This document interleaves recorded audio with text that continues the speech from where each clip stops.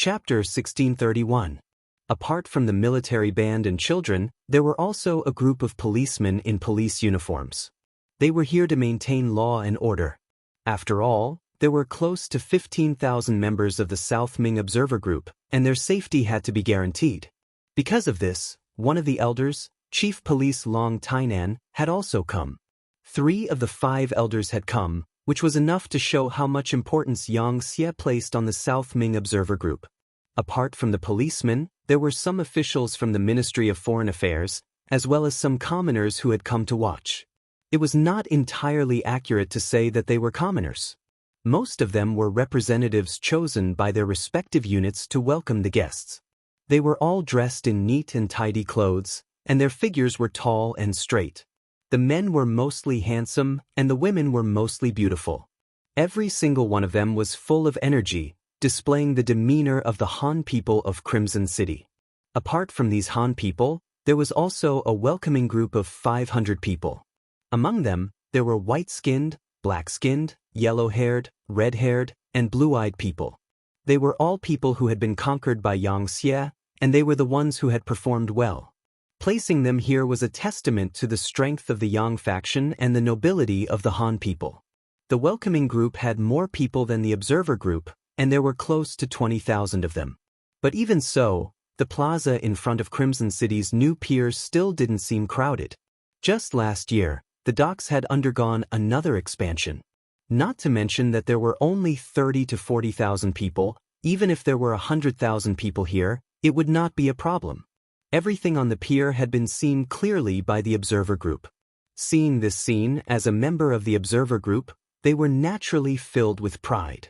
After all, no matter who went to a foreign place, they would want to be welcomed and not rolled their eyes.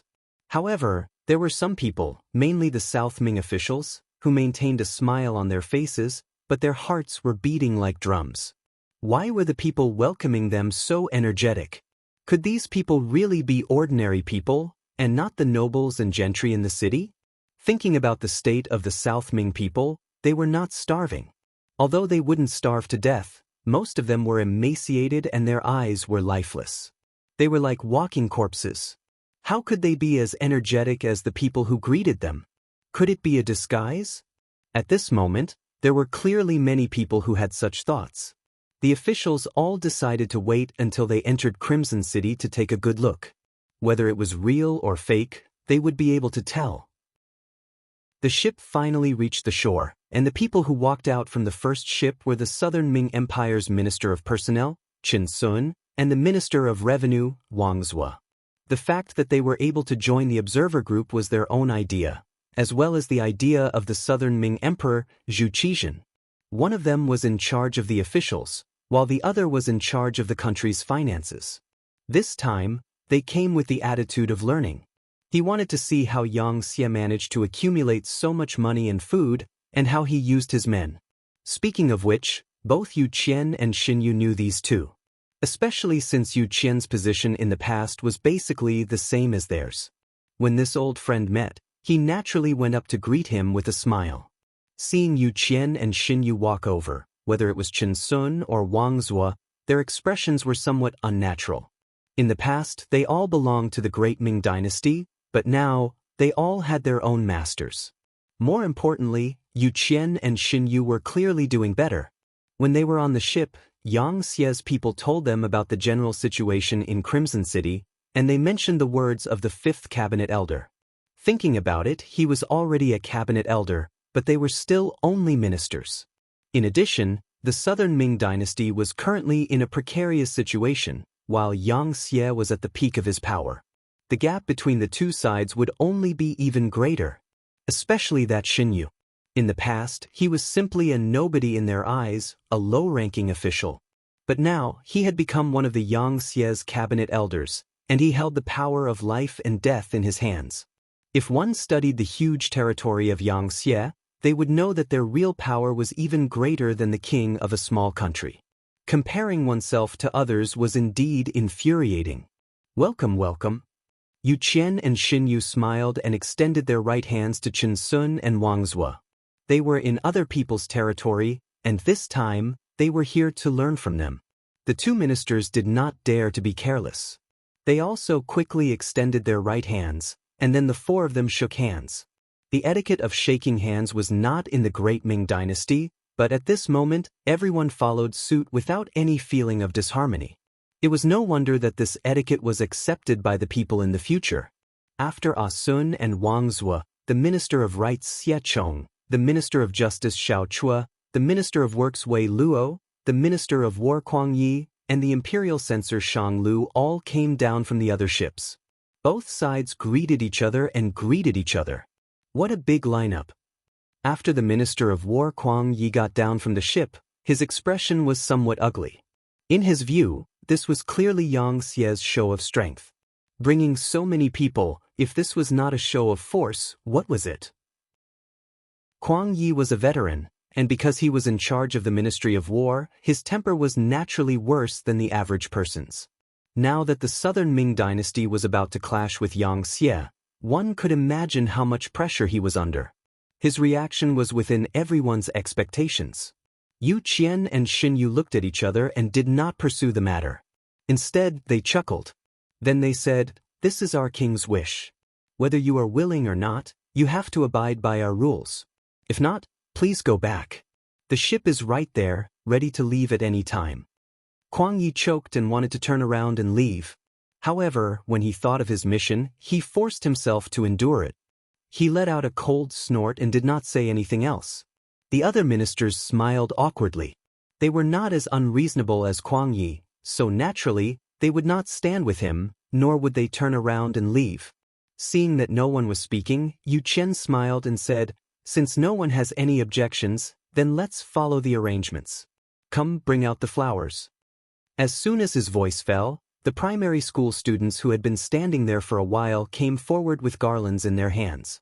When they arrived in front of the officials, they tiptoed and put the garlands in their hands around the necks of the officials. Adults were always the most tolerant towards children, not to mention such cute primary school students. They did not want anything but to give the wreaths.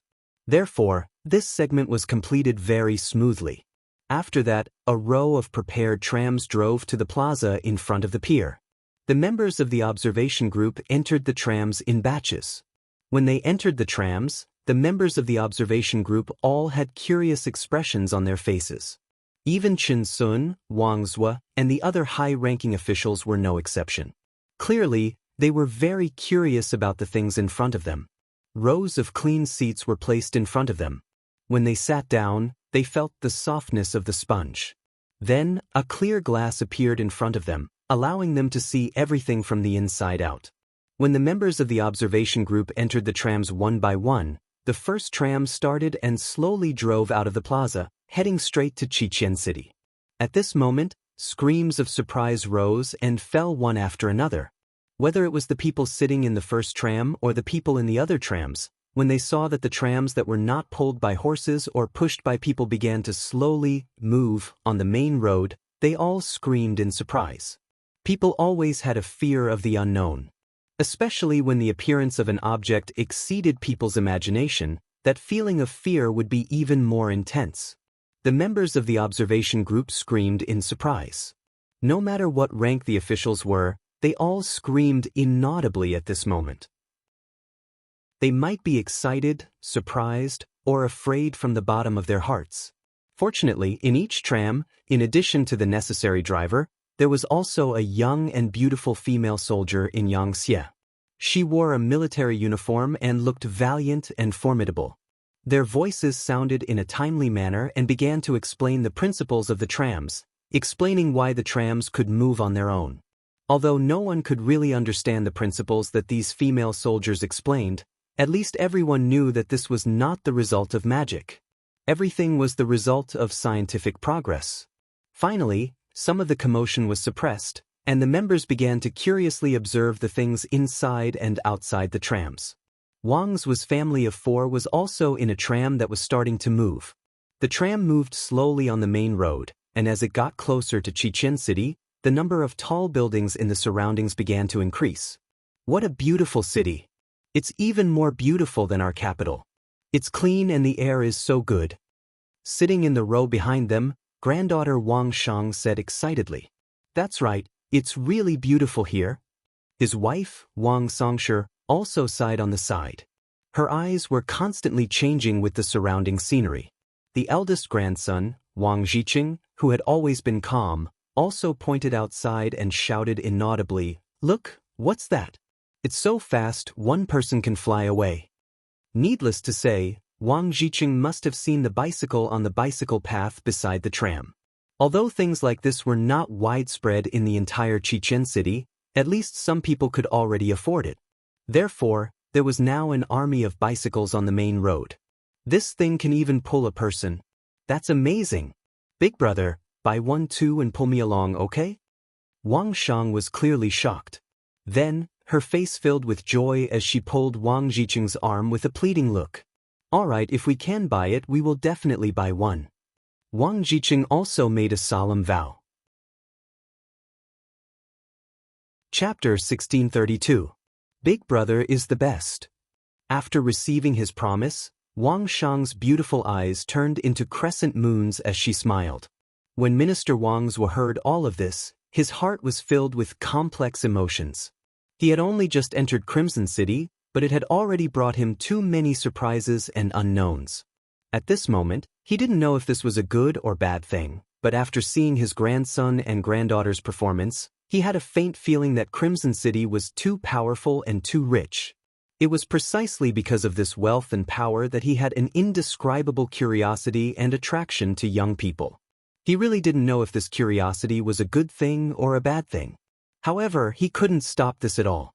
In fact, it wasn't just Wang Zhuo who had such thoughts. Many of the Southern Ming officials in the observation group also had the same attitude. Among them, the shallow ones only saw the shock brought by the things in front of them, while the far-sighted ones saw the changes in the people around them and began to think deeply. Minister of War Kuang Yi was also sitting in a carriage.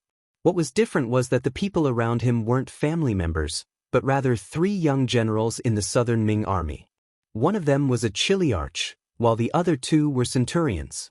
From this point alone, it could be seen that Kuang Yi was definitely a good official who wholeheartedly served the court.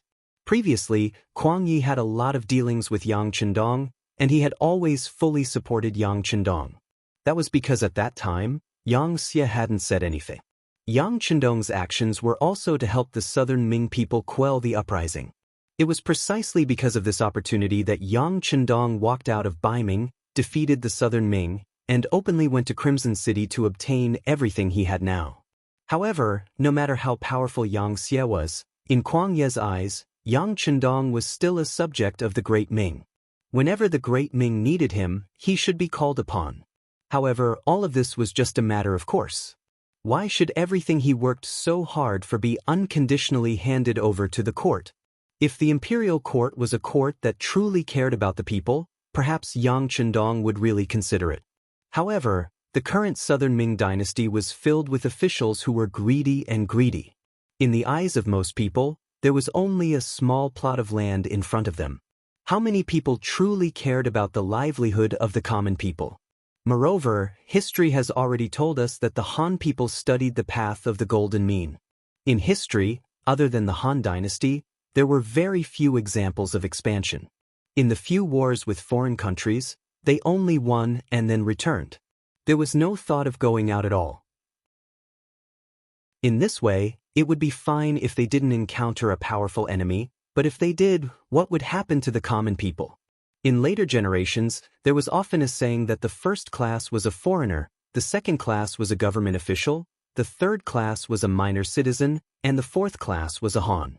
At that time, Yang Chendong was weak and could only watch. But now that he had this kind of ability, he had to make changes. He had to conquer more territory for the Han people and let the Han people become the people at the top of the pyramid in this world. Kuang Yi naturally didn't know what Yang Chendong was thinking. Even if he knew, he probably wouldn't agree. This wasn't surprising. In the eyes of most of the great Ming officials, other than the Ming dynasty, the rest of the world was uncivilized. What was the use of occupying uncivilized people? Moreover, it would waste a lot of money. Kuang Yi couldn't imagine that war was also the best way to plunder money. As long as it was done well and the war was won, the dividends would be very generous. Unfortunately, the Ming people didn't know this. They only saw the wealth used to mobilize the army and didn't see the spoils after the war was won. Therefore, at this moment, Kuang Yi and Yang Chendong's ideas had undergone a serious change. Especially when Kuang Yi saw that Yang Xie wanted to make a move on the southern Ming dynasty. Under the heavy pressure, the friendship between the two of them was completely lost. This was also why Kuang Yi didn't have a good expression when he got off the ship. This time, following the observation group to Crimson City was also Kuang Ye's last effort. He wanted to talk to Yang Chendong about the southern Ming dynasty. Although it was unlikely that there would be any good results, Kuang Yi was still willing to give it a try. "Sir, this Crimson City is different from our southern Ming dynasty cities. The only chili arch accompanying them," Kahong said carefully. How could the black-faced Kuang Yi not see it? However, at this moment he didn't know what to say. He could only remind him again, "Look more and speak less. Especially the army camp in the city. You must go in and take a look." Ku Hong's face revealed a trace of difficulty. This wasn't the southern Ming dynasty. Their identities as military officials were useless. If it wasn't for Bugnam of Gojoseon's permission, trespassing into the army camp would be a capital offense. Knowing what Kahong was worried about, Kuang Yi waved his hand and said, "No matter, I will talk to Bugnam of Gojoseon about this matter. I will fight for you." The moment he said that, it was clear that Kuang Yi didn't have much confidence in this matter. Speaking of which, he was the Grand Tutor of the Crown Prince, the Minister of War, a lower-class rank 1 official, which was already quite impressive. However, if Yang Chendong didn't care about him, there was nothing he could do. Hearing Kuang Ye's words, Kahong and the other two didn't say anything else. Instead, they looked out of the window with curious gazes. The scenery constantly changed. The carriage entered the city and finally stopped in front of the Yang Xie Hotel. Speaking of the Yang Xie Hotel, it was built 3 years ago. Because the Yang family's territory and influence had expanded greatly, the Yang family Grand Hotel was built on the largest scale when it was first built. It took up a few hundred hectares of land, and many of the surrounding buildings were demolished. After 3 years, it was finally completed. It was opened last month. The entire hotel was 8 stories high, and there were more than 20,000 bedrooms. There were also countless restaurants and boutiques. With such a large scale, it was more than enough to accommodate the southern Ming dynasty's observation team.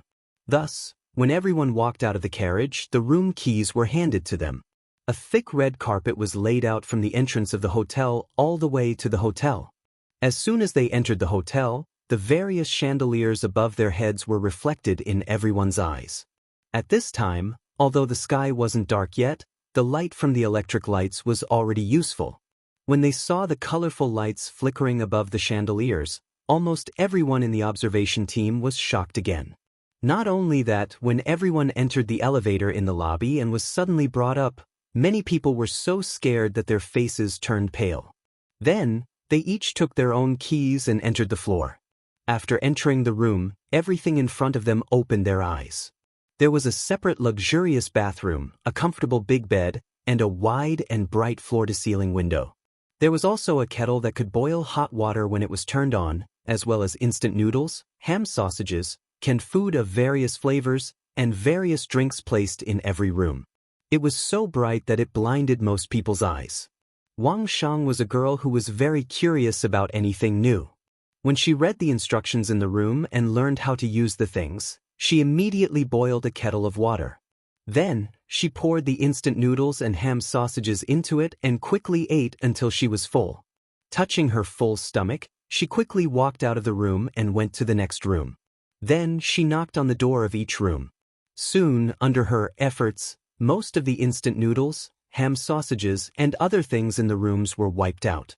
The kind of junk food that everyone was used to in the future had now become incomparably delicious in the eyes of many people.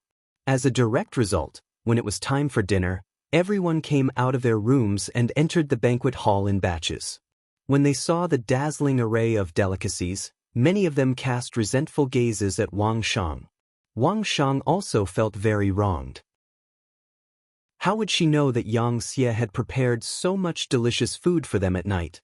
She thought that the so-called welcome banquet would be the same as the banquets held in the palace in the past.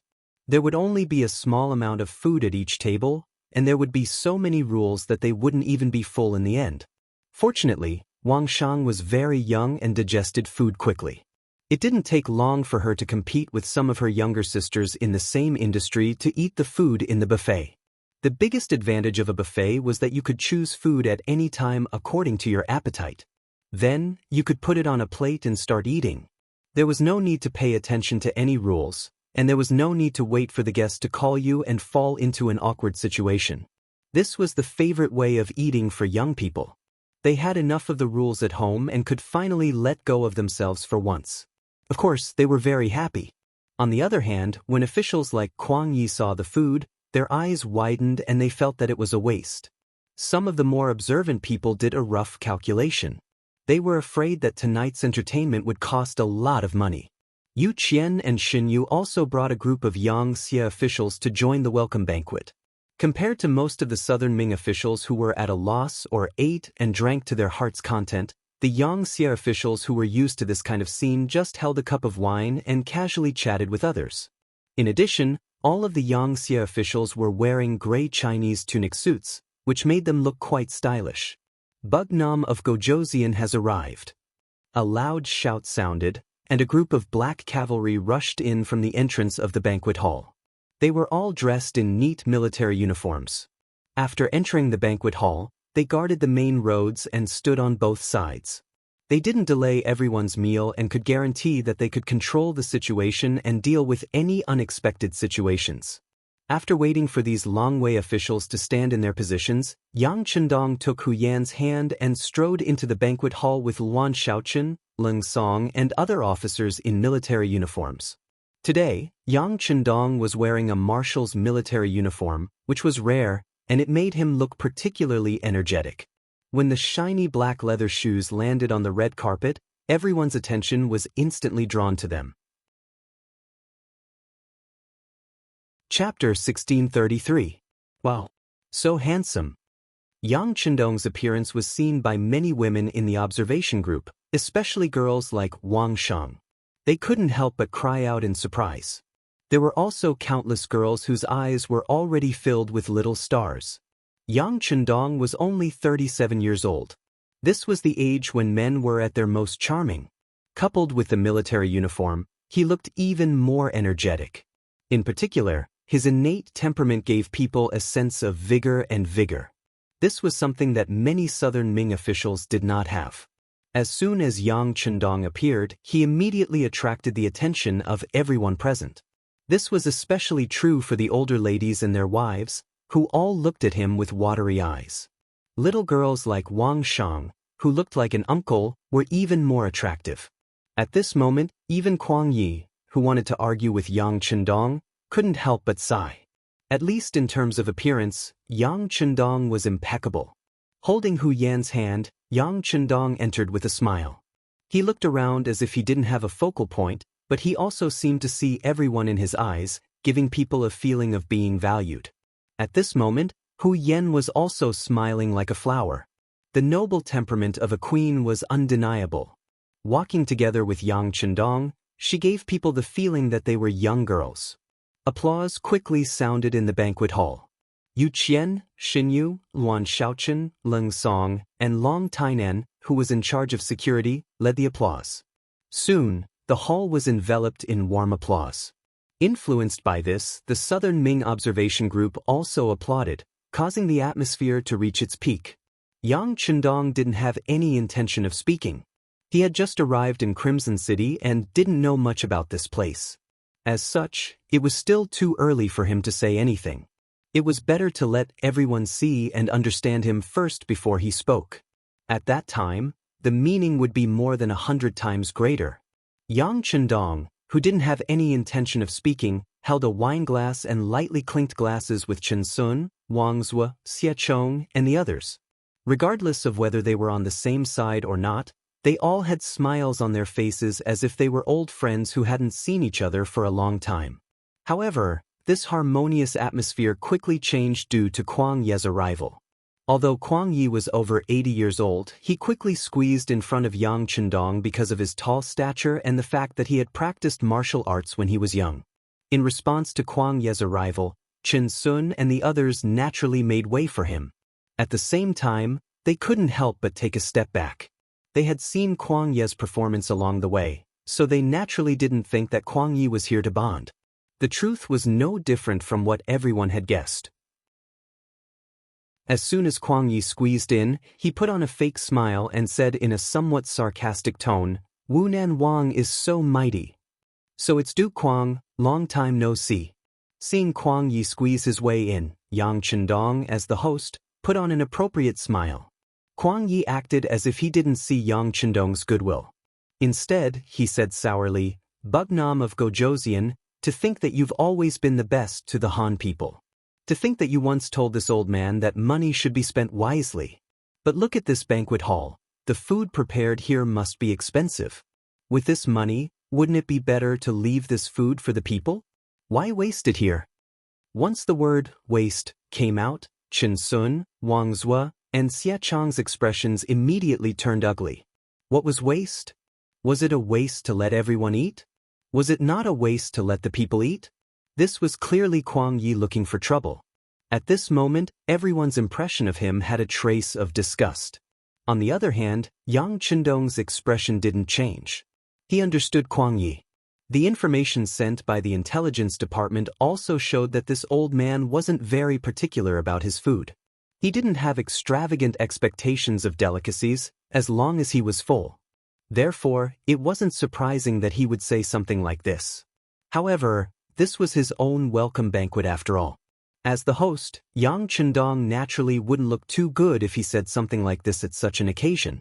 Yang Chendong had always been the type of person who would return the favor 10 times over. How could he be polite? He gently swirled his wine cup and then raised his head, asking word by word, "Waste? Ha, Sir Kuang, you're really ignorant." The change from Duke Kuang to Sir Kuang already proved Yang Chendong's attitude. At this moment, Kuang Yi clearly didn't notice this. He only heard Yang Chendong say that he was ignorant. He immediately became furious, and his voice rose 2 pitches as he asked, "Bugnam of Gojoseon, what do you have to say?" His raised voice immediately attracted the attention of everyone in the banquet hall. Originally, because of Yang Chendong's appearance, many people intentionally or unintentionally gathered here. Now that Kuang Yi had shouted, everyone's attention and curiosity were all drawn here. Kuang Yi was angry, and his face was full of anger. However, Yang Chendong didn't care about this. Instead, he chuckled and said in a voice that wasn't loud, but could be heard clearly by the people around him, "Sir Kuang, haven't you heard of the ancient saying that reason doesn't depend on one's voice? Also, this prince doesn't agree with your words of waste. A person living in this world can eat better and wear better clothes through their own efforts. What's wrong with that? Do we have to eat chaff and swallow vegetables? If that's the case, then what's the meaning of life?" After being reprimanded by Yang Chendong, Kuang Ye's face became even uglier. However, he didn't lose his composure because he had already thought of the consequences of his words. Therefore, facing Yang Chendong, he didn't back down and said, "There's nothing wrong with a person's pursuit. However, the ancient people also said that if one achieves success, they will help the world. You, Bugnam of Gojoseon, boasted that you will lead the Han people to a better life. Have you done it? You're eating and drinking here, but have you thought about whether the people outside have food to eat? Even if it's just eating chaff and swallowing vegetables, can you do it?" "Of course I can do it." Almost without hesitation, Yang Chendong said this sentence. Then, he turned around and looked at the people attending the banquet and said, "Since this prince has said that he will give the people a better life, then he will naturally do it." This point, everyone can find the answer during the inspection of Qiqian City. If there really are people starving to death on the streets, or as Kuang Yi said, most of the people are eating chaff and swallowing vegetables, then you can curse this prince. This prince will accept it. On the other hand, if the people really live a better life under this prince's lead and don't have to worry about food and clothing, then this prince would like to ask you, "Kuang Yi, what will you do?" Kuang Yi was truly stunned at this moment. He originally thought that after he criticized Yang Chendong would find all kinds of reasons to explain himself.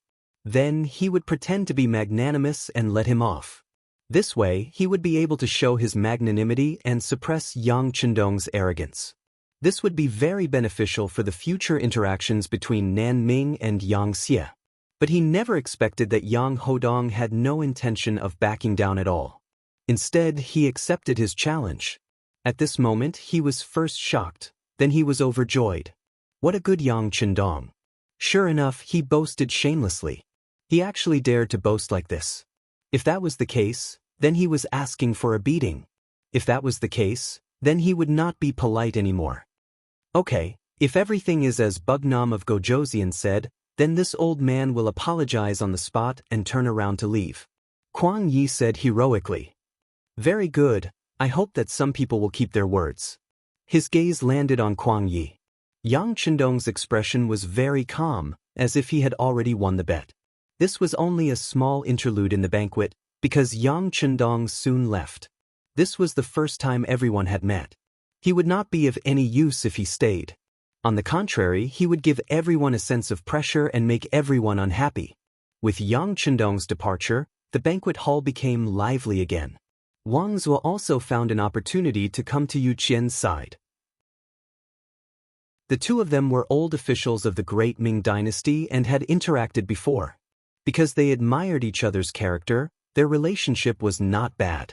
Now that there was an opportunity, of course they had to have a good chat. Wang Zhuo first observed Yu Qian and found that he did not feel unhappy because of Kwang Ye's interference. Instead, he had a smile on his face and seemed to be in a good mood. He asked curiously, Yu Qian, I'm sure you saw what happened just now. Are you not worried about your king at all? Worried? Why should I be worried? Yu Qian asked in confusion. Wang Zhuo was also surprised. He thought to himself, can we still have a good chat? However, he still said, Yu Qian, are you not afraid that Grand Tutor Kwang will really wander around Crimson City? Why should I be afraid? Yu Qian asked again. Then he chuckled and said, Wang Zhuo, since the king dares to say this, there is naturally no problem. That's right, if Wang Zhuo does not believe me, you can also look around the city. If you really find people who cannot afford to eat or wear clothes, tell me at any time. I am also willing to apologize like the king. After saying this, Xinyu came to find Yu Qian and said that there were a few officials there who wanted to ask him some questions. Soon, only Wang Zhuo was left. At this moment, Wang Zhuo was rooted to the spot as if he had been struck by lightning. He was still thinking about what had happened just now. He understood Yu Qian. He was definitely a man of action and was also a bit idealistic. There was no problem with this kind of person doing things, but because he was too righteous, it was easy for him to offend people. If he wanted others to admire him, it was basically impossible. This kind of person would not boast. But what did he just say? He even told him to look around the city. If this wasn't boasting, then what was? Chapter 1634. Even when the Great Ming Dynasty was at its wealthiest, there were still beggars in the capital. That was something that the emperors of the Great Ming Dynasty could not achieve even after putting in so much effort. How many years had it been since Crimson City was built? How could there not be a single person who could not afford to eat? Also, what did Yu Qian call Yang Chendong? King. That was not king, but king. Even though it was just a single word, there was a lot more to it. This was enough to prove Yu Qian's admiration and even trust towards Yang Chendong. What kind of person was Yu Qian? He was definitely a role model for all officials. He would only treat the commoners well and would never lower his head to the nobles. Even when he was in the Great Ming Dynasty, the emperor was unable to make him lower his head. But now, he actually respected Yang Chendong so much. What was going on? Could it be that Yang Chendong's kindness towards the commoners had surpassed Yu Qian's understanding and had gained his recognition? Could it be that the truth was as Yang Chendong had said? That there were no commoners in Crimson City who could not afford to eat? No, that's impossible. A voice shouted in Wang Zhuo's mind. Since ancient times, there had never been a dynasty that could provide enough food for all the commoners. At most, 60 to 70% of the commoners would have sufficient food and clothing. After all, not everyone was willing to work hard. There would always be those who were lazy. Shaking his head, Wang Zhuo could not understand. However, Wang Zhuo had already made up his mind.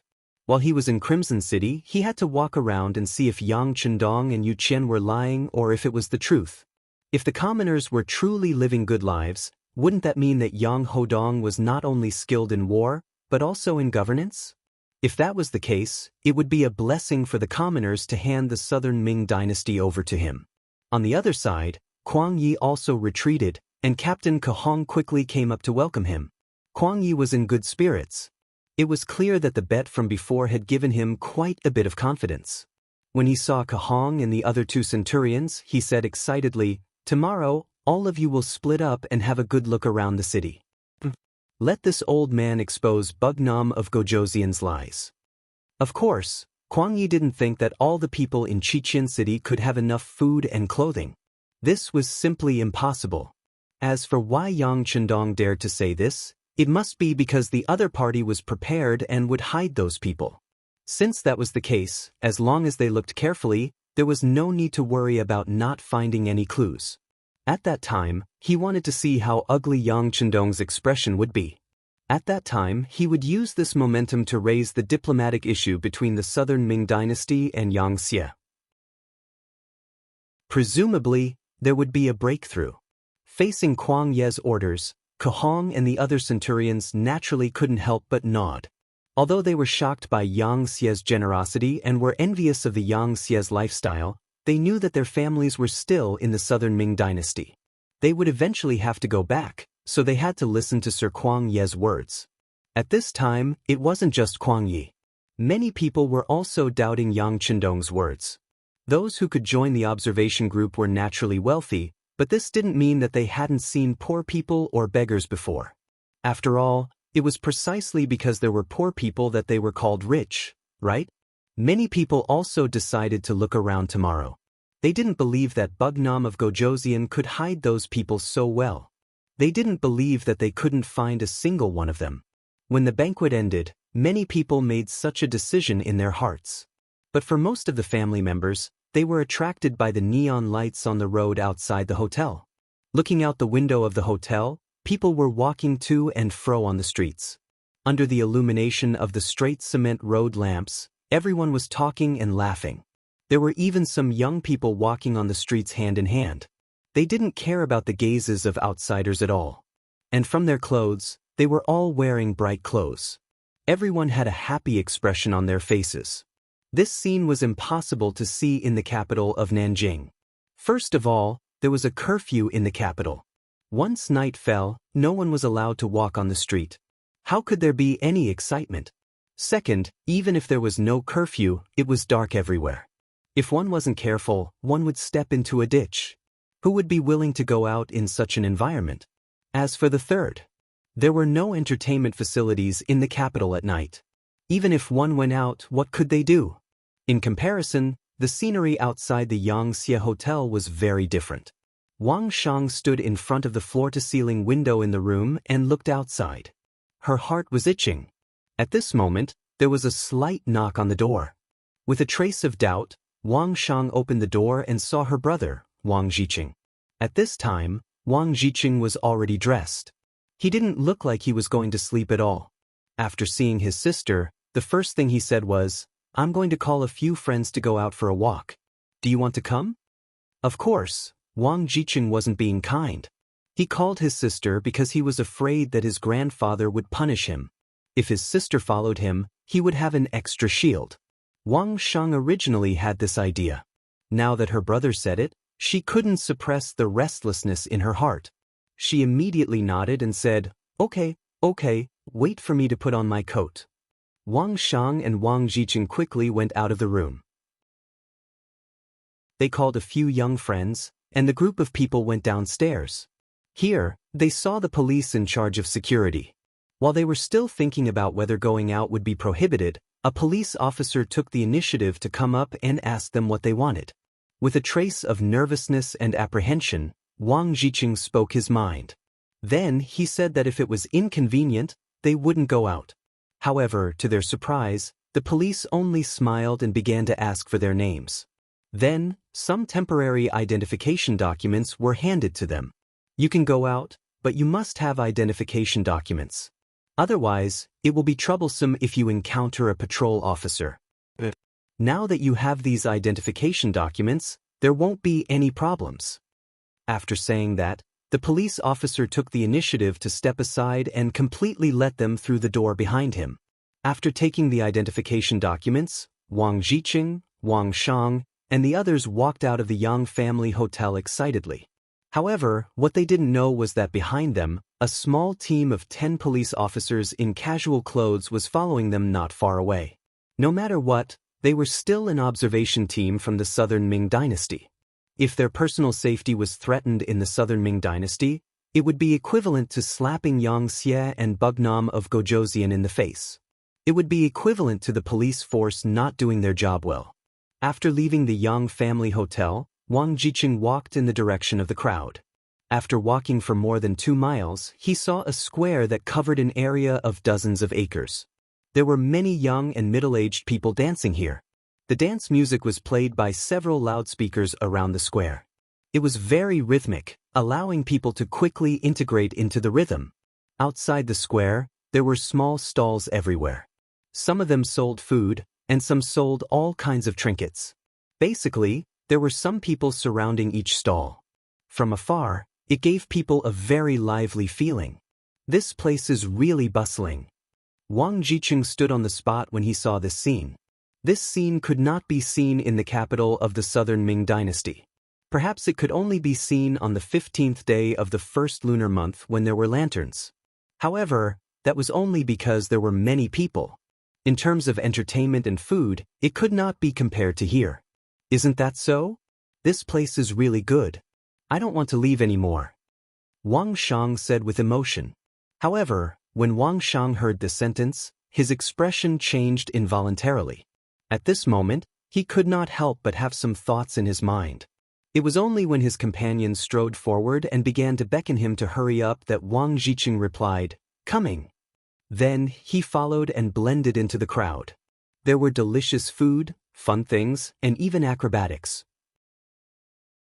There were many things that Wang Jiqing and the others had heard of but never seen before. After asking about the price, they found out that it was not very expensive. At least, for officials like them, they could definitely afford it. Therefore, it did not take long for them to be filled with all kinds of spoils of war.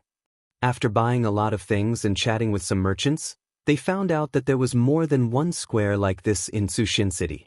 This was the central city district, and it was also the largest square.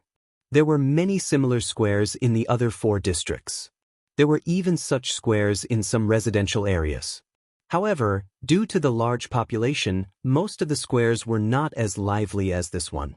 Hearing that there was more than one such place, Wang Jiqing was truly shocked. Out of instinct, he asked the merchant about the taxes. He had estimated that every stall was extremely lively. There were many people lining up in front of it. In this way, there would be a lot of transactions in one night. The profits would not be small, so the business tax should be quite high. Ah, you're talking about the business tax. We are a small business, so it's only 10%.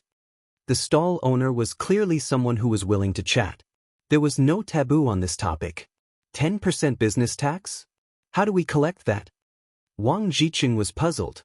He finally understood that 10% of the transactions in one night would be used to pay the tax. However, how would the tax collection department know how many transactions there were? Damn it, Bugnam of Gojoseon has created such good conditions for us Han people. Of course, we have to be content. Naturally, there are also people who are unaware. However, there are many workers in this square. They will secretly record the transactions of the stalls and compare them later. If anyone was caught for tax evasion, they would be locked up in prison and forced to do hard labor. With such a good life in front of them, no one dares to play with such thoughts. Chapter 1635. Self-awareness. Hearing this, Wang Jiqing was extremely surprised. However, when he calmed down and thought about it carefully, he was relieved. If it was him, he would not play any tricks on the tax system in such a good environment. Moreover, the boss had just said that there were people who were caught for tax evasion and were treated as examples. This was enough to deter others. With such soft and hard methods, it was no wonder that everyone would cooperate fully. Naturally, all of this was based on the fairness of the tax collectors. If it was in the Southern Ming dynasty, who knew what those small officials would do for their own selfish reasons? In the end, even a good policy needed to be implemented by people. If the right people could not be found, no matter how good the policy was, it would be a waste. However, the Xianxia was extremely strict with the corruption of officials. Officials could not do business. This was already an iron law. Reputation and money could not be taken away by one person, right? Officials also had to regularly assess their performance. If their performance was poor 3 times in a row, they would be fired. This was the saying, the capable are the top and the mediocre are the bottom. Officials were strictly prohibited from using their authority and receiving benefits. Once discovered, 3 generations of officials were not allowed to do business, and 5 generations were not allowed to be officials. Then, they could only rely on working for others to earn money. Facing such a severe punishment, there were not many people who dared to test the law. Speaking of which, under such a severe punishment, the treatment of officials was really good. Not only were their monthly salaries high, but they also enjoyed 2 holidays a year. During the holidays, there were also subsidies from the government, allowing the officials to walk around and look around. With the basic salary, it was very easy for an official to support a dozen people. There were also various protective measures for officials.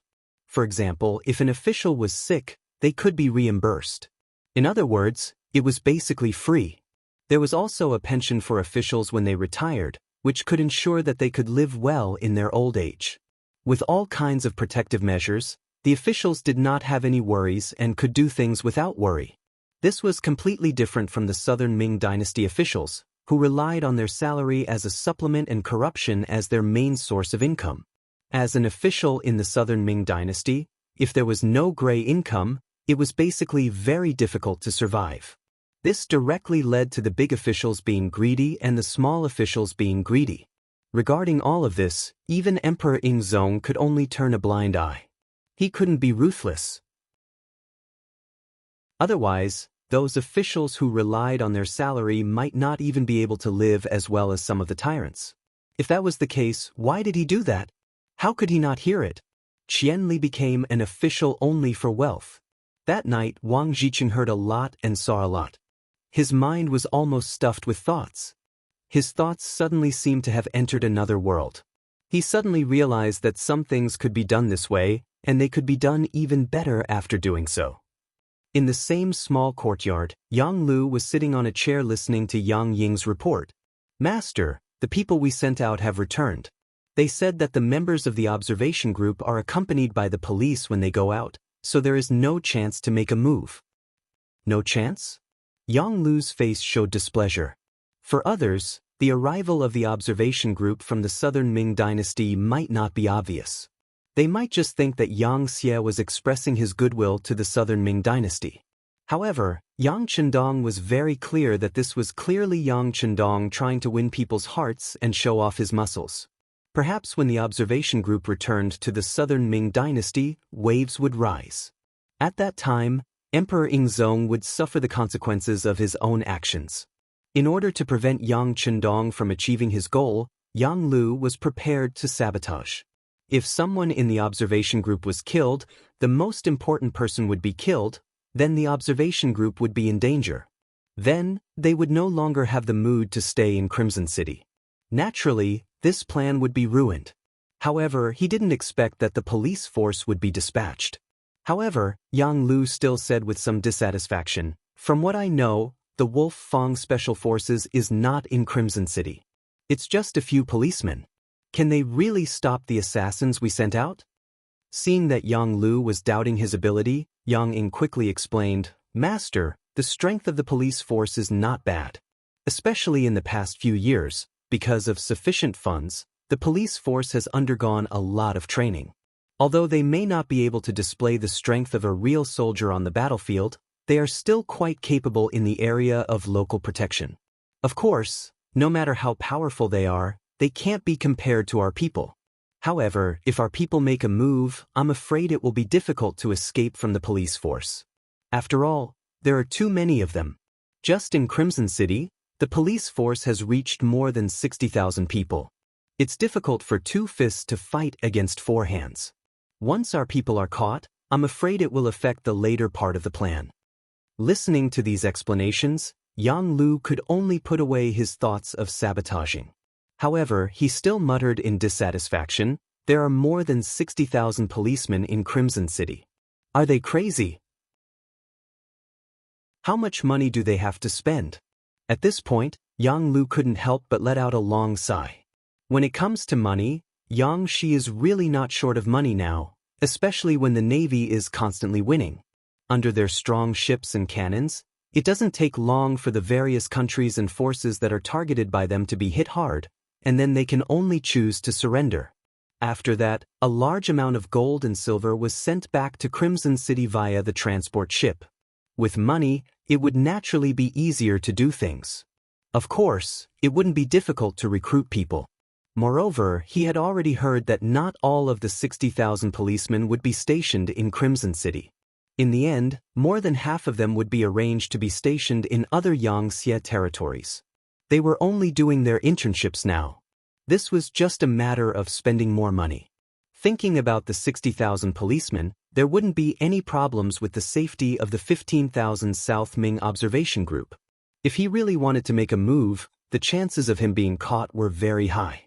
In the end, he could only shake his head and say to Yang Ying, then forget it. This risk isn't worth it. That's right. Yang Ying agreed. Then he seemed to have thought of something and said, Zhu Huiyun isn't to blame. If he had attacked with all his might, Yang Chendong would have died in Yunnan Manor and Emogui wouldn't have died. That's right, Emogui was Yang Ying's confidant. The uncle Ying that Emogui mentioned was Yang Ying. Unfortunately, because of Zhu Huiyun's carelessness, Emogui died in the end. When he heard the news, Yang Ying was really sad for a while. Not to mention Yang Lu and Yang Ying's helplessness. The next morning, Wang Songshi saw that it was time for breakfast. Her grandson and granddaughter weren't up yet, so she went outside the room and woke them up. When two of the family of four were yawning during breakfast, Wang's face became ugly as he said, I told you guys to rest early. Look at you guys. Didn't you sleep last night? We slept, but it was too late. Wang Shang said casually. As soon as she finished speaking, she immediately covered her mouth with her right hand.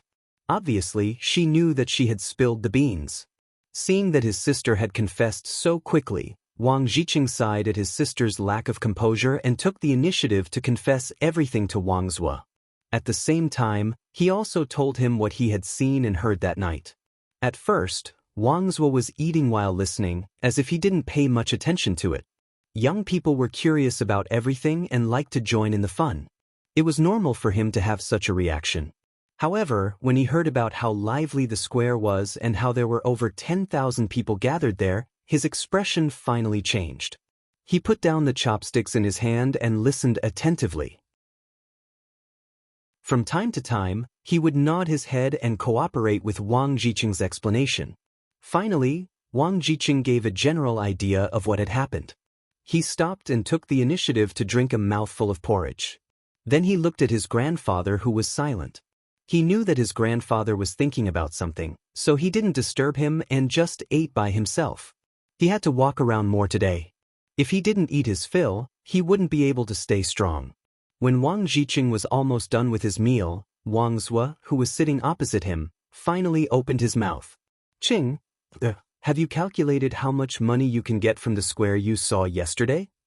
Wang Jiqing hurriedly put down his chopsticks and said without hesitation, Grandfather, grandson has calculated. Even if it wasn't 30,000 taels, it should be at least 25,000 taels. That much? Then doesn't that mean that the tax collected from Xianxia in one night is close to 3,000 taels? That's close to 100,000 taels a month? Over 1,000,000 taels a month? And this is just a square? Obviously, this answer really shocked Wang Zhuo. Wang Jiqing said with a firm expression. He was also shocked when he came to this conclusion. It had to be said that this was because the quality of the food and the quality of the goods sold in the square was good. In addition, there was a lot of traffic. Moreover, the people of Qian City seemed to be very wealthy and didn't lack money. Just a square alone could collect 1 million taels a year in taxes.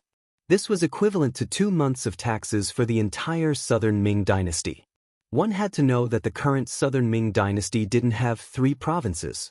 In a year, the taxes collected were only 7 to 8 million taels. This was also because the southern Ming dynasty was very rich. If it was Bai Ming, it wouldn't be that much. In comparison, the difference in money was too great. These two were not opponents of the same level. If they were to fight on the same stage, what would the result be? Presumably, even an idiot would be able to tell. At this moment, Wang Zuo was even more silent. He seemed to have already seen the scene of the southern Ming dynasty being swallowed up by Xianxia. The only thing to consider was how long the southern Ming dynasty could last. Chapter 1636. Although there were all sorts of delicious breakfasts in front of him, Wang Zuo was unable to swallow any of them. When he saw that his family had finished eating, he stood up resolutely. He had decided to properly observe and investigate Crimson City. He wanted to find out where the drawbacks of this city were. Not only Wang Zuo, but basically all the members of the observation group left Xianxia Hotel after breakfast and headed in different directions. They were followed by a large number of police officers. This was for their safety, so no one objected to it. More than 10,000 members of the observation group were like gusts of wind, blowing in all directions of Crimson City. Very quickly, several city districts were filled with their people. Some factories were also filled with their people, and some shops and department stores were also filled with their people. After an entire day, all the way until evening, these people began to return one after another from all over the place. If one observed carefully, they would notice that most of the officials had a serious expression on their faces. Only the accompanying family members, especially the children, would reveal ignorant smiles. Clearly, this day's visit allowed everyone to see the strength and potential of Crimson City. This day's visit allowed everyone to see the huge gap between southern Ming and Xianxia. This day's visit allowed everyone to see the prosperity and beautiful life of Crimson City. If it wasn't for the purpose of nitpicking, even Kuang Yi had to admit that Crimson City was a very suitable city to live in. The security here was stable. If one had money here, one could sell many things.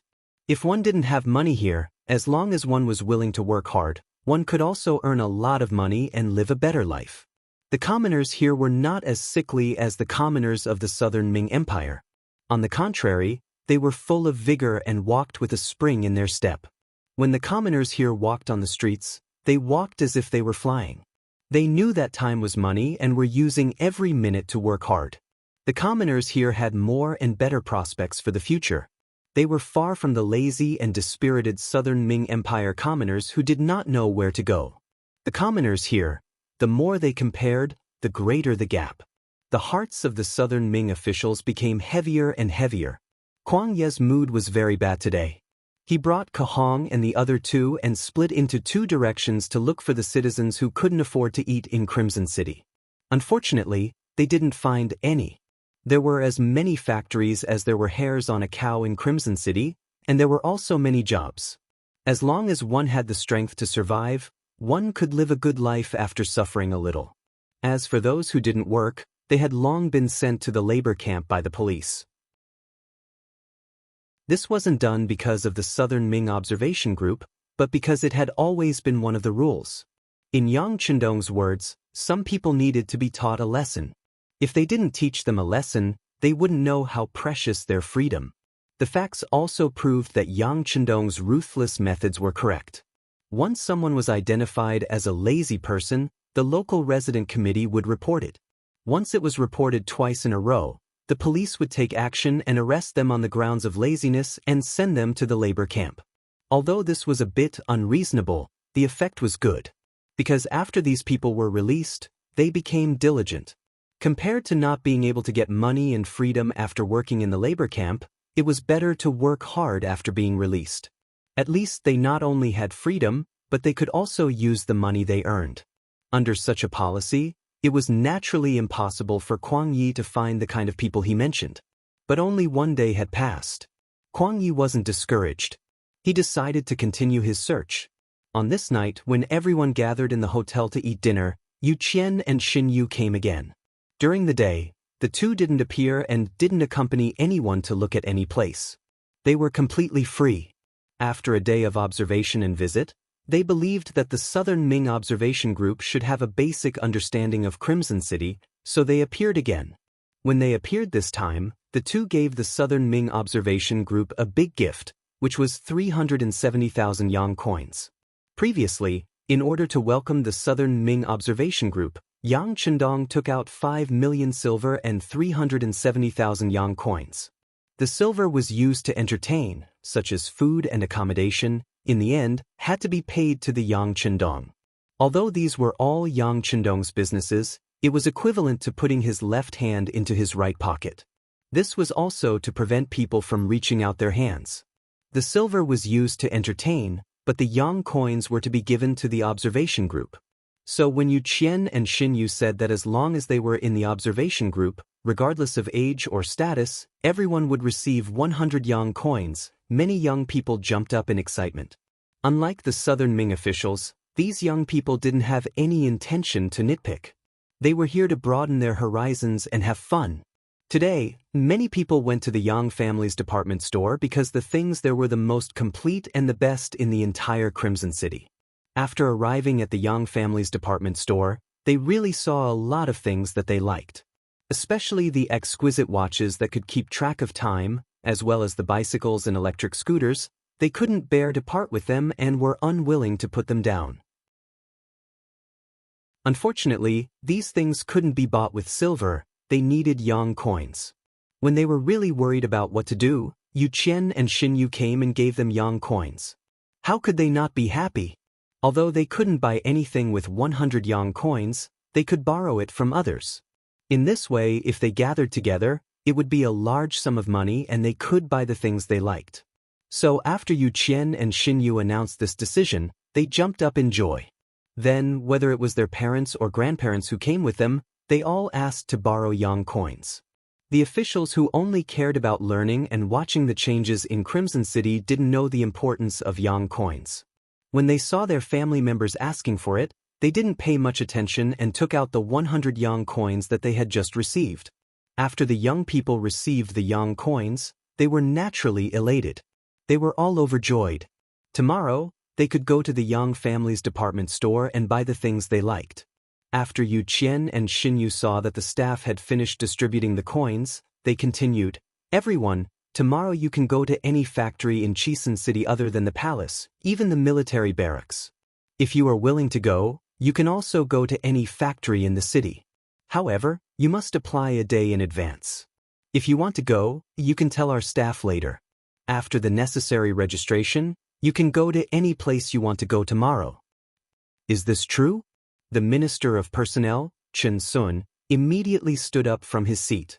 He wanted to go to the city lord's manor to take a look today and see how they dealt with the ordinary affairs and the selection and promotion of officials. However, considering that this should be a secret, he didn't ask. He didn't expect Yang Chendong to take the initiative to think about it for them. "Of course it's true. As I said, other than the palace, you can go to any place you want to visit and inspect." Yu Qian nodded heavily.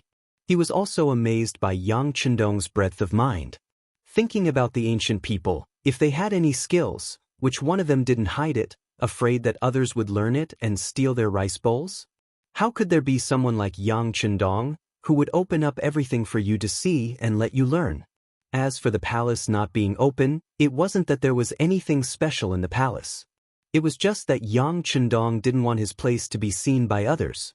That would be very awkward. Compared to the great Ming dynasty's palace, there wasn't much difference, so it was better not to see it. Chen Sun was very satisfied with this answer.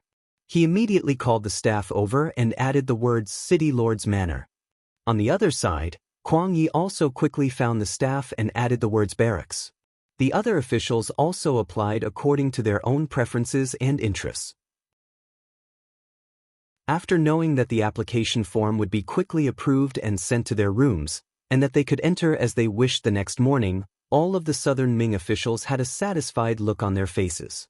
They didn't know that the reason why Yang Chendong dared to show them those things was that he had already regarded them as Yang Xie's future officials and people.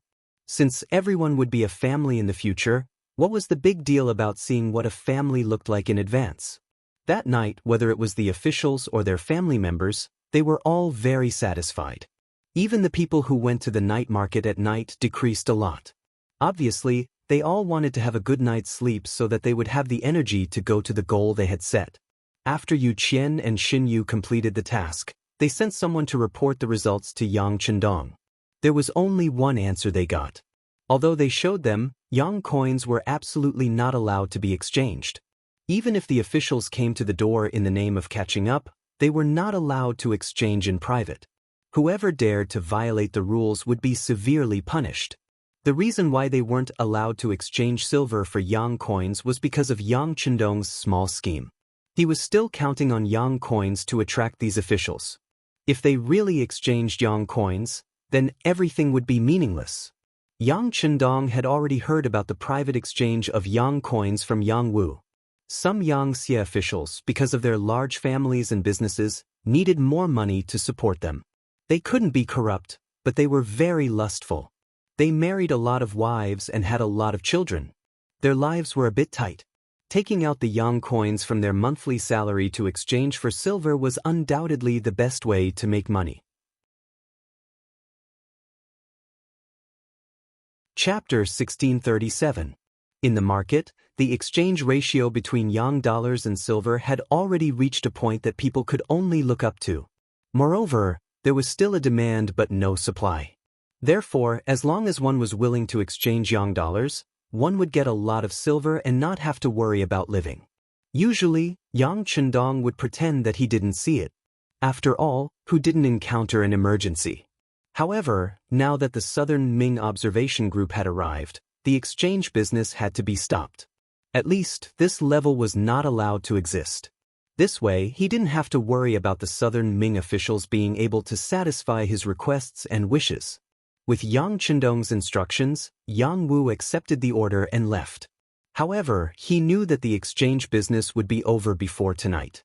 After all, this was an order personally given by Bugnam of Gojoseon.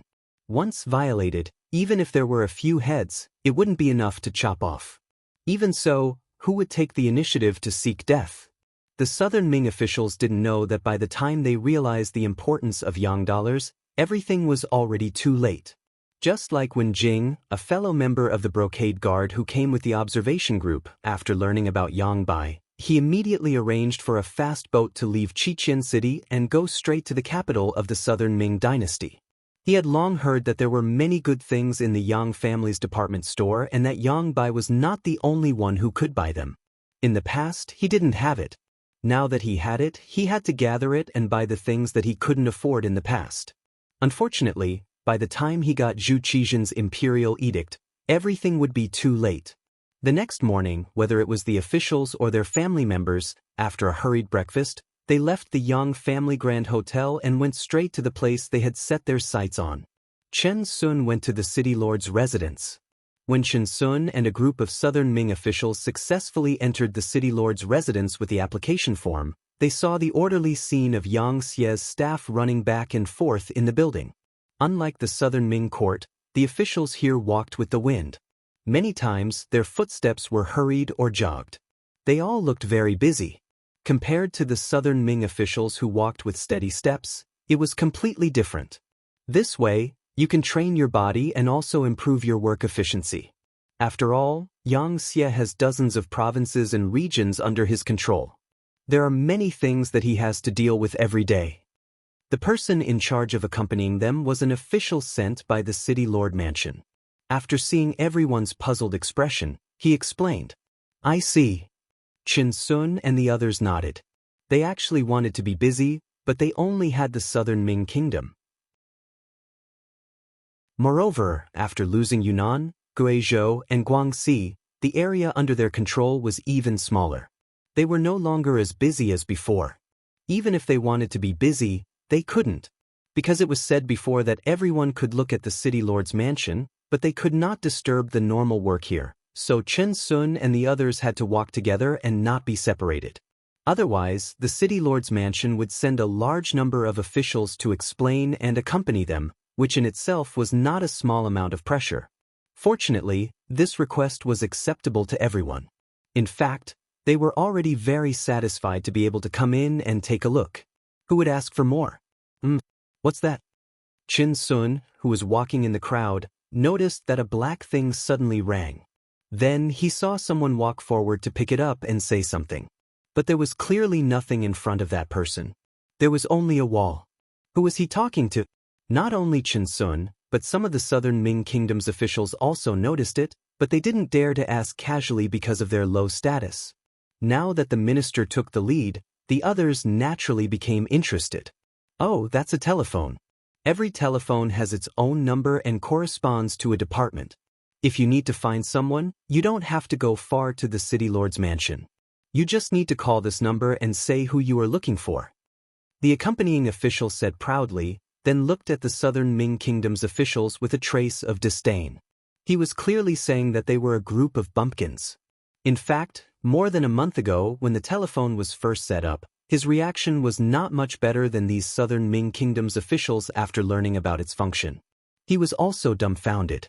So powerful? Can this old man give it a try? Chen Sun's face was full of surprise, but there was a trace of disbelief in his words. Of course you can, as long as no one is using the telephone. The accompanying official smiled at Chen Sun. He probably also knew that this person was the Minister of Personnel of the Southern Ming Kingdom and was also a high-ranking official. Perhaps after the Xianxia annexed the Southern Ming Kingdom, everyone would be colleagues. The other party might even be his superior, so his attitude was quite good. At this time, the person who answered the phone put down the phone and walked out of the office. It was obvious that he had something to do or convey. Looking at the empty black phone, Chen Sun was eager to give it a try. Chen Sun, no one is using it right now. You can give it a try, the accompanying official said with an encouraging tone. Then I'll give it a try.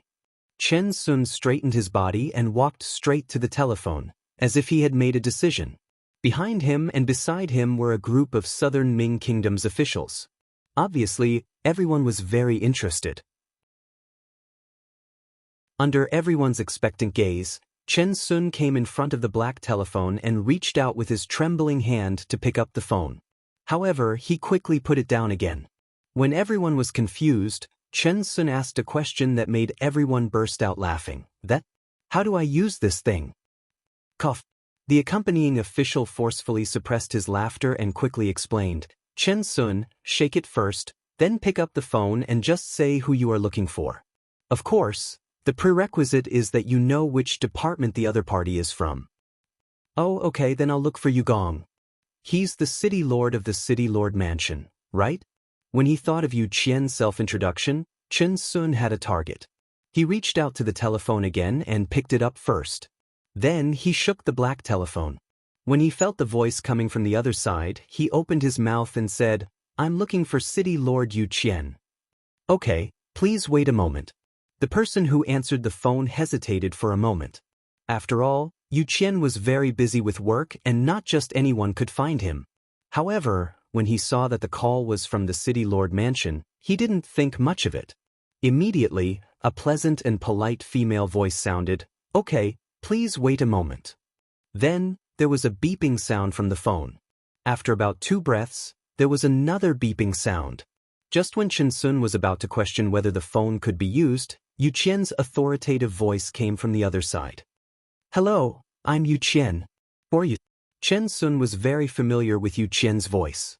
Therefore, when he heard the voice, he was sure that he had found the right person. However, he was also shocked and didn't know what to say for a moment.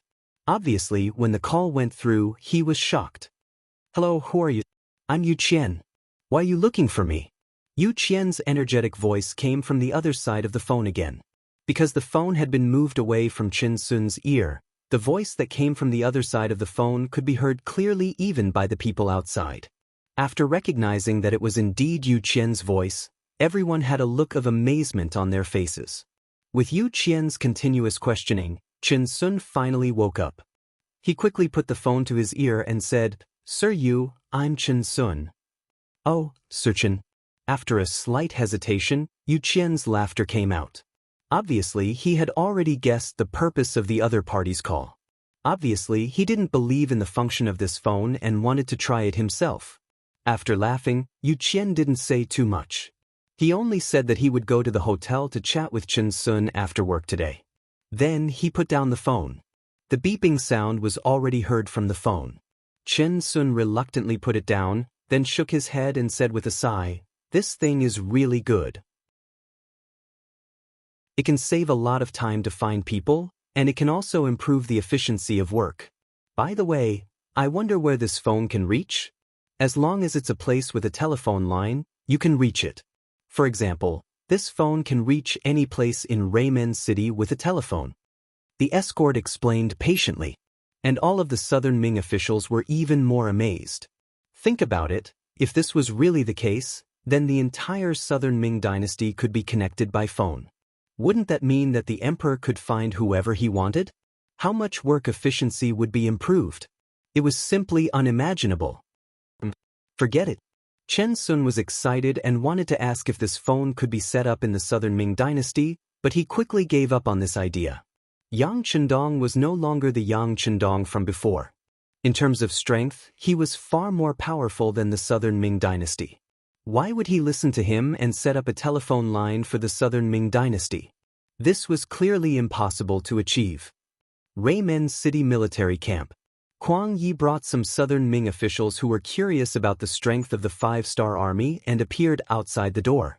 After showing the application form, everyone was escorted into the military camp by a lieutenant colonel. Just like the city lord's mansion, the arrival of the observation group didn't affect the work of the soldiers here. They were training and doing what they were supposed to do. Kuang Yi had his own ideas. He wanted to see what the 5-star officers were doing every day and how the soldiers at the bottom were trained. To meet these requirements, this military camp could satisfy all of his requirements. Kuang Yi had his own ideas. He wanted to see what the 5-star officers were doing every day. At the same time, he wanted to see how the soldiers at the bottom were trained. This military camp could satisfy all of his requirements. Chapter 1638. After entering the military camp, on a flat ground, a group of 5-star soldiers wearing vests were undergoing training for a 500-meter special obstacle course. Although it was already November, because of the unique climate of Crimson City, it was still very warm. Especially under the training, the soldiers were sweating a lot, so they were wearing very cool clothes. What a disgrace! Kuang Yi said angrily when he saw the soldiers' attire. The Southern Ming dynasty's army was very strict about appearance.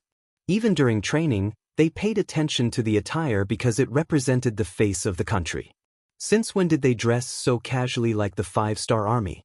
Although this simple attire could allow the body to relax, the generals didn't dare to do this during training.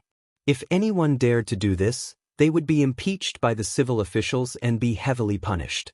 This was the fundamental difference between two different systems. Kuang Yi said angrily. Clearly, his education didn't allow soldiers to do this. However, this was the 5-star army's barracks, so he couldn't question it. On the other hand, Kohong and the others behind him were deep in thought. Kohong had led soldiers before, and at the highest level, he was a vice-jianhu. Therefore, he was very clear about what the soldiers needed. Not to mention the difference between the 5-star army's training and theirs, just this casual training was enough to make people envious. As the saying goes, every field has its own specialization. Soldiers should train in the most relaxed environment and not be limited by their attire, which would affect the results of the training. Of course, this was only what he thought. Without orders, no one dared to do this. Therefore, Kohong was a bit envious of the soldiers who were training. The 500-meter obstacle course. It trained a person's stamina, endurance, agility, strength, and coordination. Later generations had already proven that this was a very scientific training method. And now, the soldiers who were at the lowest level had to go through this kind of basic training if they wanted to become a soldier of the 5-star army. It was also through this kind of training that the soldiers' bodies were greatly strengthened. On the battlefield, not only could they kill more enemies, but they could also protect their own safety. On both sides of the training ground, there were 2 temporary shelters. In each shelter, there were 2 military doctors wearing white coats. Beside them, there was a large water jug with drinks that could relieve the heat. This was to ensure that the soldiers could quickly replenish themselves when they were short of water. Not far away, there were specialized examiners. They were holding pen and paper to record the soldiers' performance. This was to ensure that the outstanding people would be promoted, the qualified people would stay, and the unqualified people would be kicked out. In fact, after a period of time, there would always be soldiers who were fired. Of course, they wouldn't directly withdraw from the military camp and return to being civilians. Most of them would be sent to the police force to continue their duties for the safety of the people. Only a very few people would return to being civilians because of their poor quality. This way, they could maintain the absolute strength of the 5-star army. This was also the reason why the 5-star army was so famous. Every time there was a recruitment drive, young civilians would fight to join the army. If it was during the recruitment drive, no one would dare to do so. The reason for this was, in Yang Qindong's words, sweat more during training and bleed less during war. If one knew that they could not do it but still sent them to the battlefield, it would be a sign of irresponsibility for their lives. If these words were said by someone else, there would definitely be a lot of doubts. However, it was completely different when it was said by Yang Qindong. It was the absolute truth. Not to mention, the soldiers selected from this military camp were not ordinary soldiers. There was a high chance that they would enter the Cold Vanguard Army in the future. Naturally, the selection process would be stricter. Kuang Yi could not swallow his pride, so he asked Kahong and the others to ask in detail. When they learned more about the situation from the medical officer, the recording personnel, and the security personnel, when they reported it to Kuang Yi, it could be seen that everyone's expression was somewhat unsightly. After all, the 5-star army was a potential enemy of the Southern Ming Empire. The stronger they were, the more uneasy the enemy would feel. Let's go and take a look at the other places. Kuang Ye's face darkened. He turned and walked towards the interior of the military camp. He had heard the sound of guns just now, so he wanted to see what the 5-star army was doing. This was a shooting range. Hundreds of soldiers who had become qualified Cold Vanguard Army soldiers were doing target practice here. With regards to Kuang Ye's arrival, regardless of whether it was the commander or the ordinary soldiers, they acted as if they did not see him. They continued to aim, fire, report the targets, and record. When he heard the results of the report, Kuang Ye's expression became even uglier. He turned his head and nodded at Kahong. The latter nodded in agreement. Then he jogged to the side of a recording personnel and humbly asked for guidance. May I ask, how often do you guys do target practice like this? Aren't you guys wasting gunpowder like this? If it was someone else who asked this, the recording personnel would definitely think that the person was an idiot. This was because everyone in the military camp knew that the munitions factory in Crimson City could produce more than 100,000 bullets every day. In order to improve the military quality of the soldiers, target practice was only a form of training. It was to allow the soldiers to reduce casualties on the battlefield and kill more enemies. How could there be a waste of gunpowder? However, when they saw that the person asking the question was from the Southern Ming Empire's observation team, they immediately understood that it was a country bumpkin asking questions. Right now, in the eyes of the Xianxia staff, the Southern Ming Empire was a country bumpkin. Not long ago, the great Ming Empire's high and mighty aura no longer existed. In other words, they were looking down on the great Ming Empire. Just like in history, when China was lagging behind, they were looked down upon by others. This was especially so for the Westerners. Backwardness and poverty were synonymous with China. They had already forgotten that when we built cities with millions of people in Bianliang and Hangzhou, the largest city in Europe, Venice, only had a population of 100,000. Moreover, whether it was the nobles or the commoners, they all urinated and defecated on the streets. Their civilization was far behind ours. However, reality was reality. If you were lagging behind, you would be beaten up. This was an absolute truth. If you were lagging behind, you would be looked down upon. Fortunately, due to the previous discipline, the Southern Ming Empire's officials could still maintain a humble attitude on the surface. Therefore, the recording personnel replied with a good attitude, "It won't be a waste. If you don't train your marksmanship well, how can you kill enemies on the battlefield?" Ko Hong, who had clearly seen himself as a part of the enemy, had an unsightly expression on his face. In the end, he could only awkwardly smile and retreat. Then he sent the same words back to Kuang Yi. At this moment, his expression became even darker. After leaving the shooting range, they went to the army headquarters a few kilometers away. There they saw a scene that they would never forget. In a meeting room that was thousands of square meters, a huge sand table stood there. On it was a three-dimensional map of the Southern Ming Empire. On the sand table, the rivers, lakes, mountains, roads, cities, and cities of the Southern Ming Empire were displayed one by one. It was as if a three-dimensional map of the Southern Ming Empire was presented in front of everyone. After seeing the sand table, Kuang Yi finally couldn't hold it in anymore. He impulsively strode forward, as if he wanted to flip the sand table over. Two young staff officers had been paying attention to Kuang Yi for a long time. They immediately went forward to stop him and forcefully pushed him to the side. This also caused Ko Hong and the others to become restless. They shouted and went straight to Kuang Yi. However, the commotion had already attracted the attention of the soldiers who were in charge of guarding outside the door. A squad of soldiers rushed out and pointed their guns at Ko Hong and the others. They had no choice but to stop moving forward. The pitch-black muzzles were aimed at the hundreds of people in the Southern Ming Empire's observation group. It was clear that if anyone dared to make a move, they would shoot to death. Ko Hong and the others stood rooted to the ground. Layers of cold sweat appeared on their heads. They didn't doubt that the other party would dare to shoot. After all, this was the Yangtze's army headquarters. It was equivalent to the Southern Ming Empire's Ministry of War. If anyone wanted to cause trouble here, they would have to pay extremely serious consequences. Everyone didn't dare to move.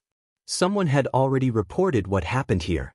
Soon, Deputy Commander-in-Chief Lung Song led a group of officers into the war room. He already knew what had happened on the way here. He also found an opportunity to call Yang Chendong to ask for instructions. After receiving an answer, he entered with full confidence. As soon as Lung Song entered the war room, Kuang Yi shouted loudly as if he had seen his savior. "I protest. I protest that you treat the Southern Ming Empire as an imaginary enemy. You must remove this sand table model and apologize to us immediately." Kuang Yi had met Lung Song at the welcome banquet. The two of them even chatted for a while. At that time, Kuang Yi's mentality was still relatively relaxed. He even seemed a little arrogant. On the other hand, Lung Song's attitude was very humble. Most of the time, it was Kuang Yi talking while he listened. This created an illusion that Lung Song was Kuang Yi's subordinate. How could he have known that Lung Song would have such an attitude? It was only because he respected Kuang Yi as a senior. In addition, he also knew that the sixth young master and Sir Kuang had a good personal relationship in the past. That was why he kept enduring. However, this didn't mean that Lung Song was really afraid.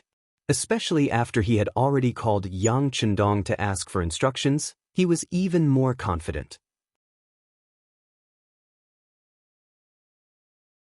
Chapter 1639.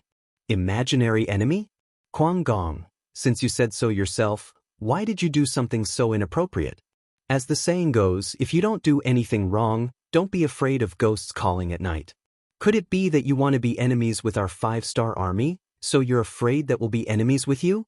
Let me tell you, your actions have already violated your status as a member of the observer group.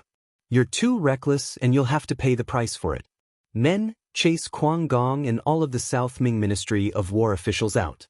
The Navy has already arranged a transport ship, and they must leave Crimson City today. After saying this in an unquestionable manner, a group of officers immediately began to carry it out. Because not all of the Ministry of War officials and their families were here, they had to search for them. Then, they would be kicked out of Crimson City.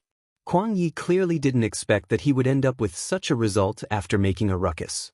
At this moment, his expression changed greatly, and he shouted, "No!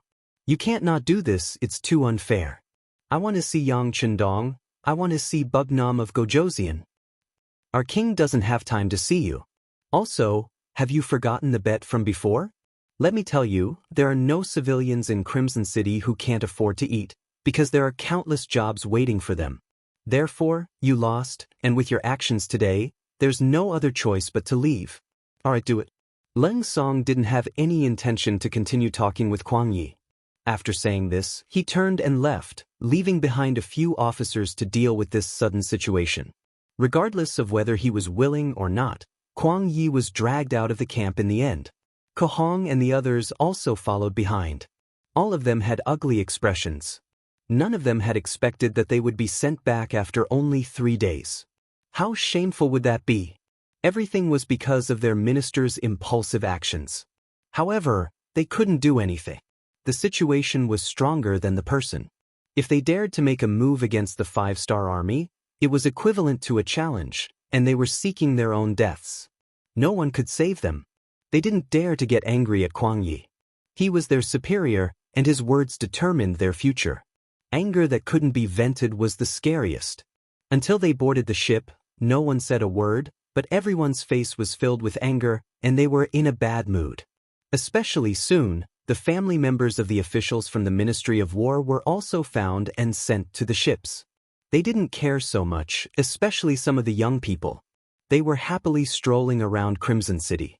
Some of them were even strolling around Yang family's department store, wanting to buy something they liked. Suddenly, many soldiers from the 5-star army rushed out and brought them here. They were still confused about what had happened. Now that they finally knew the truth, how could they not be furious? In their anger, they didn't care about Kuang Yi's status as a high-ranking official. They all started shouting on the ship. Although they didn't directly name Kuang Yi, their words were full of criticism. Do they want to die? When Kahong and the others heard this, they were all filled with righteous indignation. They rolled up their sleeves and wanted to find trouble with those young people.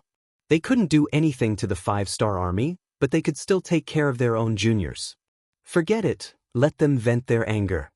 At this time, Kuang Yi had already calmed down and shook his head. He was already regretting his impulsive actions. But now that things had come to this, there was no other way. Even if he was willing to bend down and apologize, the 5-star army wouldn't accept it.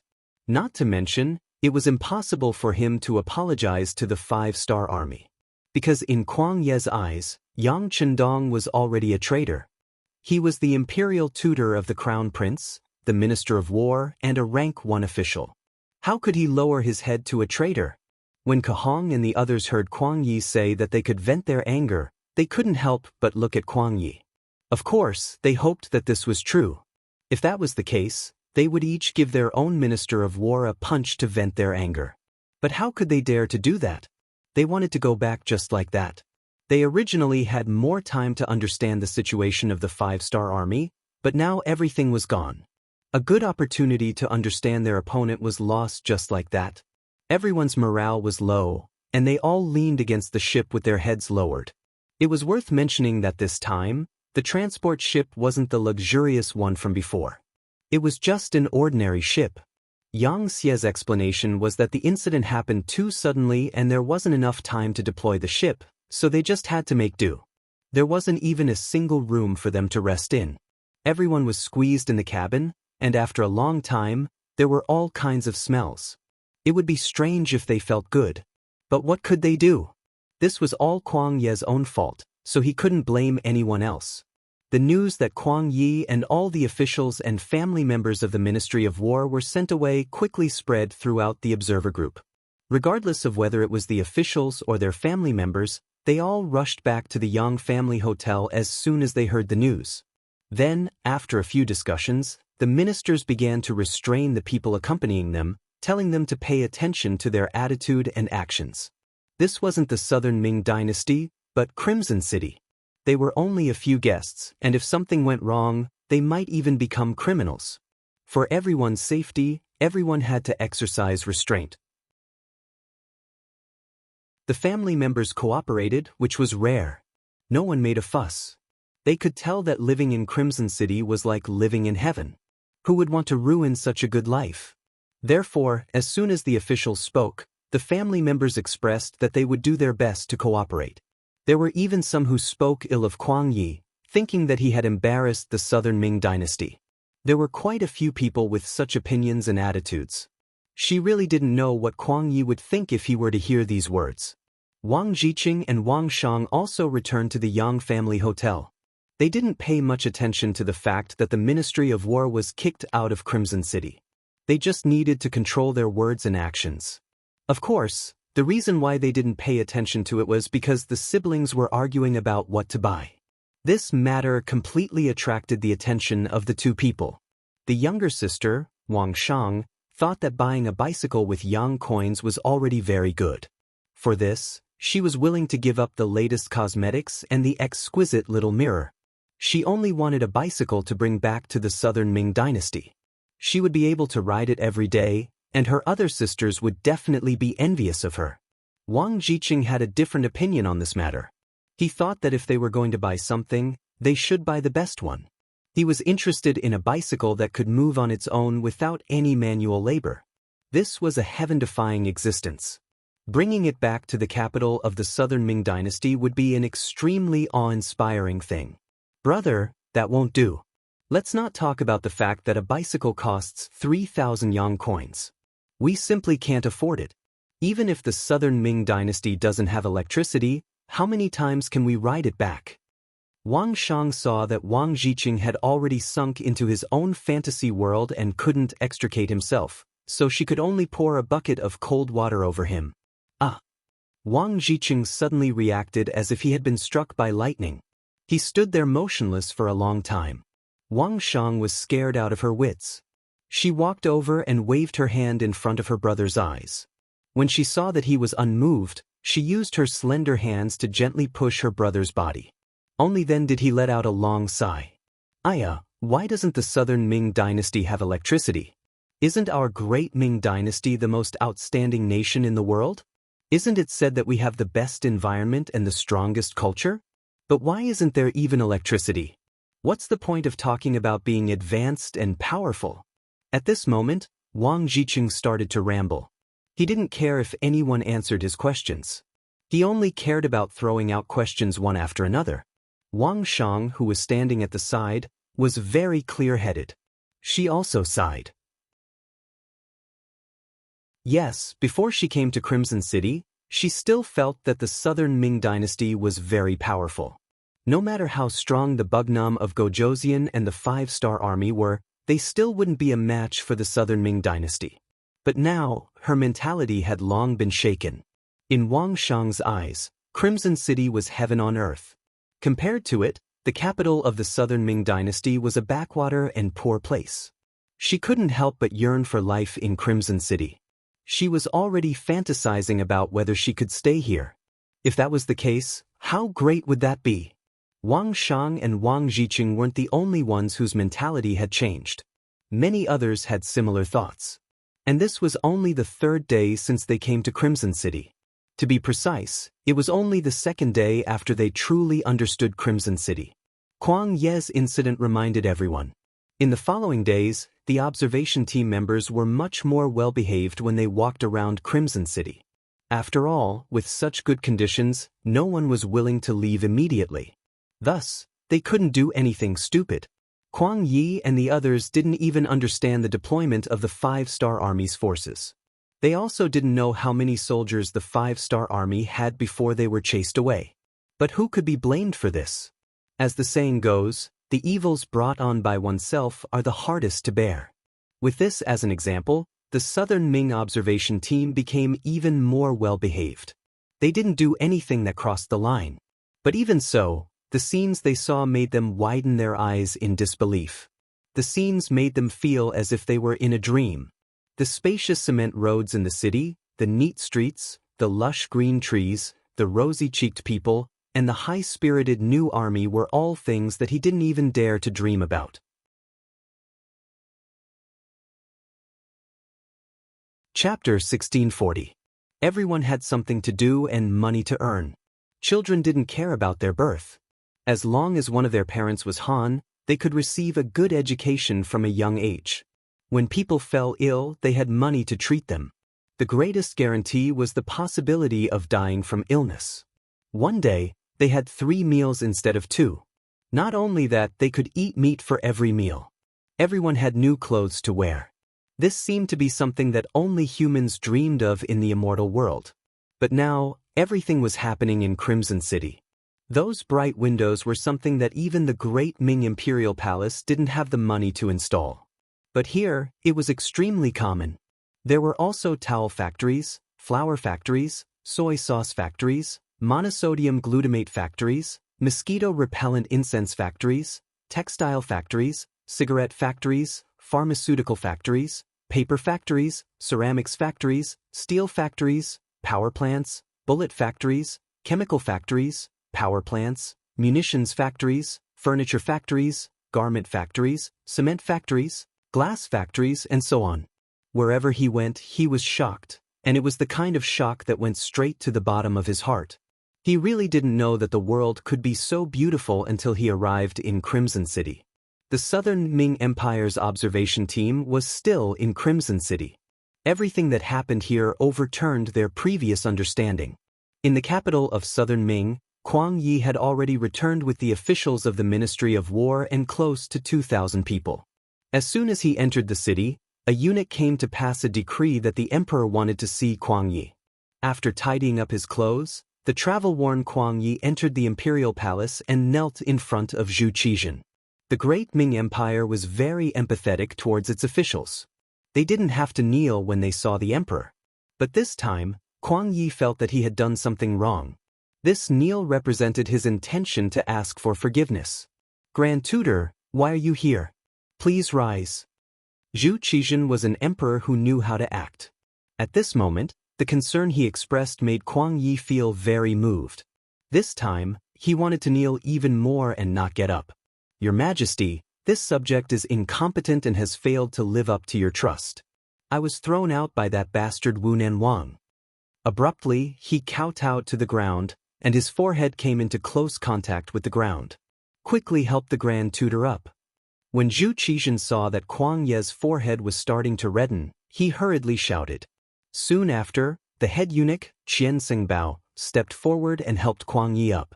Kuang Yi stood up with tears in his eyes. No one knew how much pressure he had endured on the way back. Almost everyone was blaming him. In the beginning, Kahong and the others would still speak up for him, but later on, these people were too lazy to speak up for him, so everyone vented their anger on him. If it weren't for the fact that the embroidered uniform guards were with him, he might have been thrown off the boat and thrown into the sea to feed the fish. His actions made his opponent, Bugnam of Gojoseon, Yang Chendong, unhappy, but he accepted it. But now, even his own people didn't like him. This was really intolerable to him, causing him to have thoughts of suicide. Now that he finally saw Zhu Qizhen, the only person who still believed in him, he cried like a child. Although the embroidered uniform guards had already sent back a message explaining why Kuang Yi came back first, it wasn't very detailed. Now that the real person was in front of him, Zhu Qizhen naturally had to ask clearly. He said, "Someone, give the Grand Tutor a seat." After slowly sitting down, Kuang Ye's mood gradually calmed down.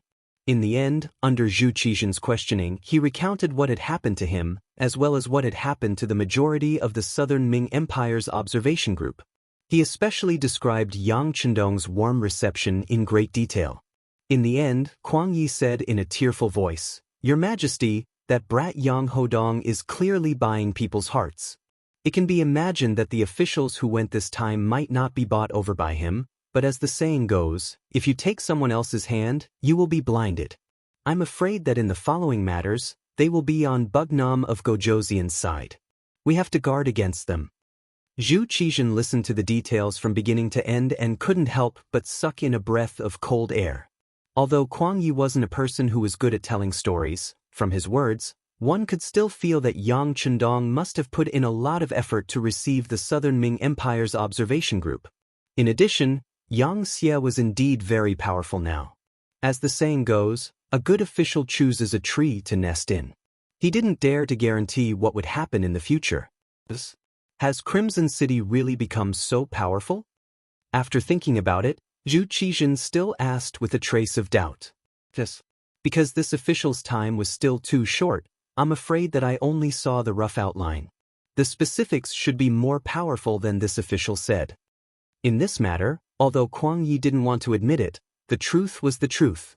He had no choice but to speak the truth. This is really difficult to handle. Zhu Qizhen said with a difficult expression. Just as Kuang Yi said, the officials in the observation group could have been influenced by Yang Chendong. It wasn't impossible for them to have been bribed. However, without any real evidence, he could not just cut them off and do anything to the members of the observation group. There were 3,000 to 4,000 officials in the observation group, accounting for 1/3 of the officials in the Southern Ming Empire. In terms of influence, because the ranks of the officials weren't low, the lowest was at least a 5th-rank official. Therefore, their influence was even greater. It wasn't an exaggeration to say that they influenced more than half of the officials. Without any evidence, it wasn't difficult to imagine the consequences of making a move on them. If this was really the case before the 5-star army attacked, the Southern Ming Empire would be in chaos. If this was really the case, the result was definitely not something that Zhu Qizhen and the Southern Ming Empire could accept. If they couldn't capture people and couldn't make a move, what should they do next? At this moment, Zhu Qizhen had a headache. Naturally, Kuang Yi didn't have any better ideas. He had to face 3,000 to 4,000 officials. That was a huge group. His fellow countrymen, colleagues in the same department, as well as those who were related to his interests or were related to him by marriage. This group was so powerful that it was possible for them to overthrow the Southern Ming dynasty if they were not careful. Facing such a huge force, even the emperor couldn't do anything.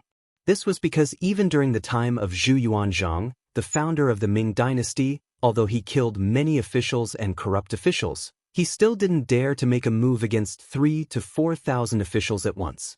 How about the emperor give a decree and have them come back?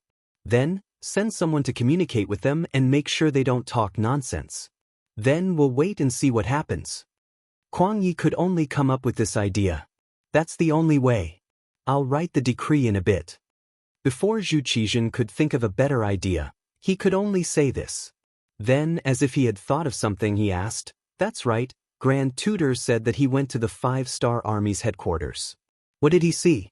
In your opinion, if the Southern Ming Empire and the 5-star Army go to war, what are our chances of winning?" This was what Zhu Qizhen wanted to know the most. History had always been like this. When political means couldn't solve a problem, only war could decide the outcome. At that time, the winner would be king and the loser would be in the wrong. If the Southern Ming Empire had a higher chance of winning, Zhu Qizhen would have to consider mobilizing troops. This could be considered as striking first to gain the upper hand. When he looked at Kuang Yi with anticipation, he was destined to be disappointed. This was because at this moment, the Minister of War lowered his head and didn't dare to look him in the eye. When it came to military matters, there were probably not many people more qualified to speak than him, the Minister of War. Kuang Ye's understanding and control of the military wasn't something that the other ministers of war could compare to. This could be seen from the fact that he spent half a year in the various guard stations. And it was precisely because of this understanding that Kuang Yi felt immense pressure at this moment. Although he had only spent half a day in the 5-star Army's headquarters, the impression that it had left on him was too deep. Whether it was the training method, the advanced weapons, or the logistical support, the Southern Ming Army could not compare to them. Over the years, although the Southern Ming Empire had invested in the military every year, it wasn't a high proportion. The Southern Ming Empire had Baiming in the north, the 3 provincial kings in the west, and Bugnam of Gojoseon in the south. However, almost all of the officials didn't think that anyone would use force against the Southern Ming Empire. Baiming couldn't even protect himself, so if he made a move against the Southern Ming Empire, he wouldn't have enough confidence. Facing the pressure of the 5-star Army, how could the 3 provincial kings take the initiative to make trouble for the Southern Ming Empire? That would be equivalent to seeking death. Only the 5-star army posed the greatest threat. However, they had always been active outside of the Great Ming Empire's territory and had never taken the initiative to make a move against the southern Ming Empire. Even in the north, Bai Ming repeatedly made trouble for Yang Chendong, but they didn't retaliate. At most, they sent Bai Ming back. Because of this, almost everyone thought that although the 5-star army was strong, they didn't have the strength to make a move against the southern Ming Empire. Since this was the case, the southern Ming Empire would protect itself first and wouldn't invest too much in the military. In their own words, they would sit back and watch their opponent die. They would wait for their opponent to panic and reveal an opening before attacking. It had to be said that the southern Ming Empire's imperial court was a strange existence to place their hopes on their opponent. However, this was the general trend. Ever since Zhu Qizhen lost at the Tuma Castle, he was afraid of war. His request for the army was to just defend their territory and didn't have the ambition to expand their territory. Even the emperor was like this, not to mention the ministers below. Without enough military funds, the southern Ming Empire's army could only muddle through. Because of the embezzlement of some officials, many soldiers who came from military families had problems eating and wearing clothes. Even if they didn't starve to death, they wouldn't be able to survive.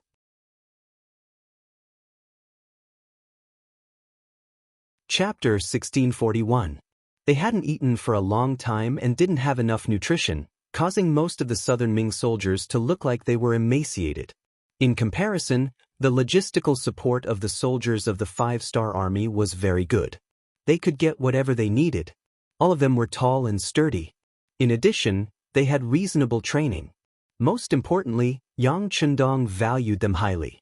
Just comparing them to the army, the difference between the two sides was many levels. Not to mention, in terms of equipment, the 5-star army was a pure firearms army. Their firearms could take a person's life from 100 steps away. On the other hand, what about the southern Ming army? They were still using the most primitive weapons. Even if they had firearms, their strength would be greatly reduced due to lack of training. How could they be a match for the 5-star army? Facing Zhu Qizhen's question, Kuang Yi wanted to tell the truth. However, if he did that, it would make the emperor sad and prove that he was incompetent. Thus, after thinking about it, he politely said, "Emperor, if we really fight, I'm afraid that we only have a 50% chance of winning." 50%? If that's the case, then it's 50%. There's nothing to be afraid of. After all, no one can say that they will definitely win. Alright, since it's like this, Grand Tutor, you can go and prepare. As for how much silver you need, I'll give you an order later. Zhu Qizhen didn't know that Kuang Yi was comforting him. He really thought that the southern Ming army was very strong and could fight against the 5-star army. After hearing this, Kuang Yi wanted to explain. However, after thinking about it, he didn't say anything. He found that even if he said anything, it would be useless. Instead, it would make the emperor lose confidence. If that was the case, the southern Ming army would be in danger. Moreover, there was no evidence that the 5-star army would definitely make a move against them. Just like what the staff officer in the army headquarters of the 5-star army said, there, not only the southern Ming Empire, but also the topography of any power would be recorded. Perhaps he was thinking too much? With the spirit of AQ in his heart, Kuang Yi left the palace. He didn't even return home and went straight to the Ministry of War. Since the emperor had already said that he wanted to develop the military, he had to plan it well and get the silver first. Crimson City. Today was Yu Qian's day off, so he personally accompanied Chen Sun, Wang Zue, Xie Chong, Shao Xian, Wei Luo, Shang Lu, and the imperial censor of the left to tour the city. Their destination this time was the Tomb of the Kings, in the eyes of the citizens of Crimson Nest City. The so-called King's Tomb naturally referred to the place where the kings were buried. It referred to the place where the kings of the various countries who were defeated by the 5-star army were placed under house arrest. This was a street near the East City. Looking from afar, one could see that each courtyard was quite large, and there was a king imprisoned in each courtyard. Unlike the other streets, both ends of this street were guarded by 5-star army soldiers. After a rough calculation, there were no less than 1,000 people.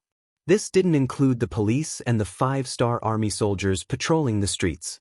According to Yu Qian's introduction, there were 2,000 to 3,000 Yang family soldiers responsible for the security of this street. With so many soldiers, it was enough to show how much importance the Yang Xie placed on the tomb of the kings. It was also thanks to Yu Qian leading the team today. Otherwise, if the South Ming observation group wanted to go alone, they wouldn't be able to enter. City Lord. Seeing Yu Qian lead a group of people over, most of whom were wearing South Ming official robes, a colonel in charge of security here ran over and gave a standard military salute. You've worked hard. How about this, we'll go in and take a look. This is the king's token. Yu Qian smiled modestly and took out a golden token with the word Yang on it. The colonel walked up and checked the token. After confirming that there was no mistake, he turned around and made a gesture to let them pass. From this, it could be seen that the security here was tight, and even Yu Qian couldn't enter without permission. Seeing this, the left assistant minister of rights Zhou Ziang said with dissatisfaction, "There's no need to be so careful." Facing Zhou Ziang's question, Yu Qian acted like he didn't hear it and continued to walk into the street. Behind him was a group of officials from the Southern Ming Empire's observation group. Not long after entering the street, they saw the first courtyard. Iron bars thicker than fingers replaced the courtyard walls and completely wrapped around the courtyard. The advantage of this was that it could prevent people from escaping, and it could also allow people outside to easily see everything inside, making it easier to monitor. An old man in his 70s was sitting in the courtyard, basking in the sun.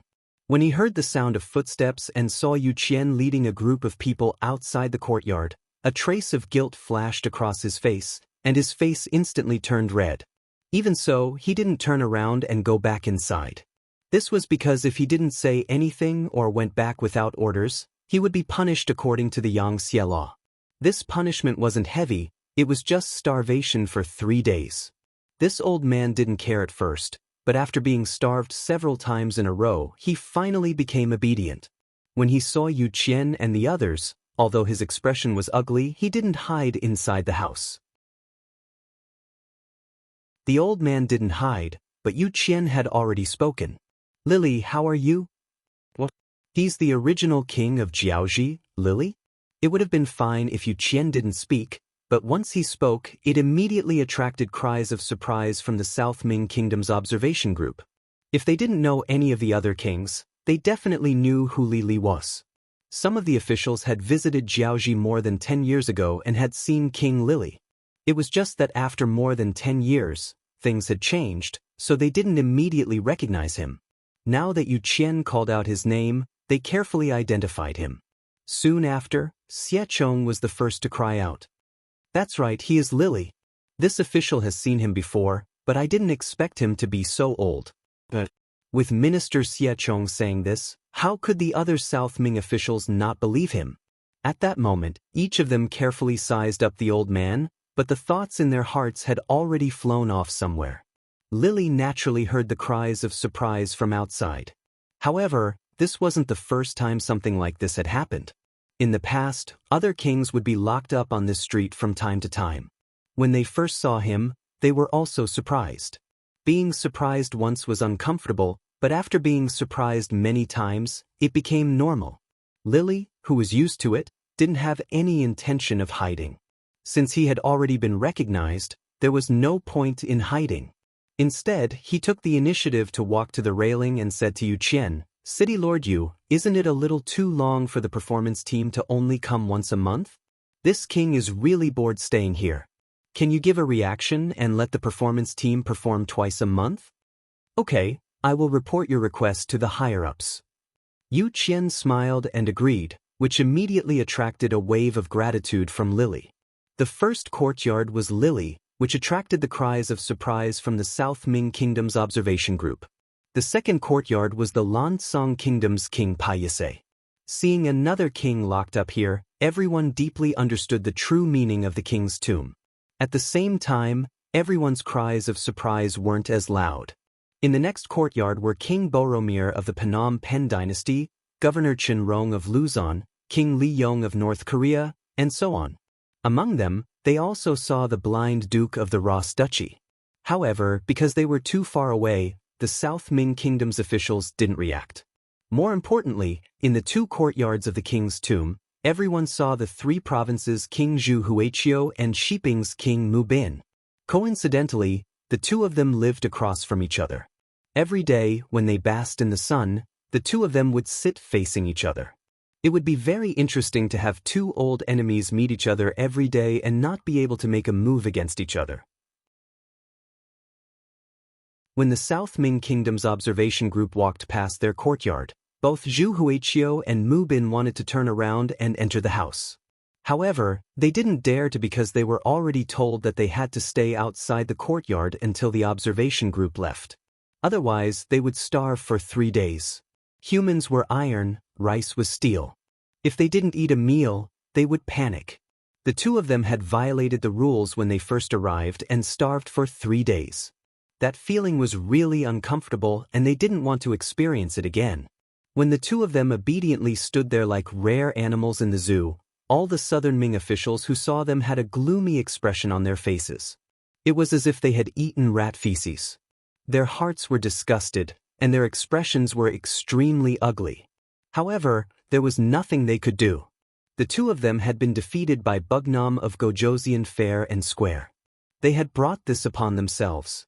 Other people couldn't interfere, nor did they dare to interfere. After walking for nearly 4 hours, they walked out from the other end of the king's tomb. Everyone's expression was different. Hee, there are still some courtyards that are empty, but it doesn't matter. Bugnam of Gojosian said that they will be full one day. Yu Qian seemed to explain very casually. However, when these words were heard by the South Ming Kingdom's officials, they didn't mean that at all. What did he mean by it will be full one day? Could it be that the South Ming Emperor and Bai Ming Emperor were also going to be locked up? It was unknown who it was that muttered this in a low voice. However, because everyone was thinking about something, the scene was extremely quiet. Thus, this sentence was quickly heard by everyone clearly. At this moment, all the officials' faces were filled with shock. They suddenly discovered that this assumption wasn't impossible. Since Xianxia could defeat so many powerful enemies, why couldn't she deal with the South Ming Kingdom and Bai Ming Emperor? As a part of it, what should they do next? Where should they go?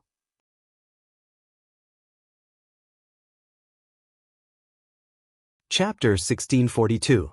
The trip this time had dealt a heavy blow to everyone's spirits. So much so that when the officials returned to the Yang family hotel, their faces were still as cold as ice. Yu Qian didn't care about this. He only knew that he had done what he needed to do. As for the rest, he would leave it to their king to deal with. Yang Chendong also learned about Yu Qian's trip to the king's tomb. After hearing Beta Persei's description of the reactions of the Southern Ming officials, he couldn't help but laugh and said, "Good, the fire has already been set up. Let's see how the fire will burn." The Bai Ming observation group was still in Crimson City. During this period of time, they went to many places, such as the Yang family school. When these officials saw that the children of the Han people in Crimson City could enter the school for free, they were really shocked. During the Great Ming Dynasty, because the people weren't rich and were exploited by the tyrants, there weren't many people who were literate. Using 1% as a ratio was already a bit exaggerated. Didn't they know that allowing the people to become literate was good for the progress of the people? Of course, they knew, but they still prevented this from happening. This was because they wanted to become a powerful group. They needed to have advantages, and literacy was an advantage. But in Crimson City, this kind of restriction didn't exist. All the children of the common people could enter the school for free. If they learned well, they would be used by the Yangxie and become an official. They might even have great power. This was somewhat out of the expectations of the Southern Ming officials. How could a grassroots person have power? If that was the case, wouldn't it be a mess? But the Yangxie clearly didn't care about this. The advantage of this was that the common people had culture, knowledge, and the ability to distinguish right from wrong. As long as they worked hard, they could become useful to the society, the country, and the people. In this way, although it was a shock to the powerful, it also allowed the Yangxie to have more talents. They wouldn't encounter bottlenecks and various pressures in the process of development. In fact, there weren't any powerful people in the Yangxie. Everyone relied on their own abilities. This was no longer the era of heroes and heroes of the father and son.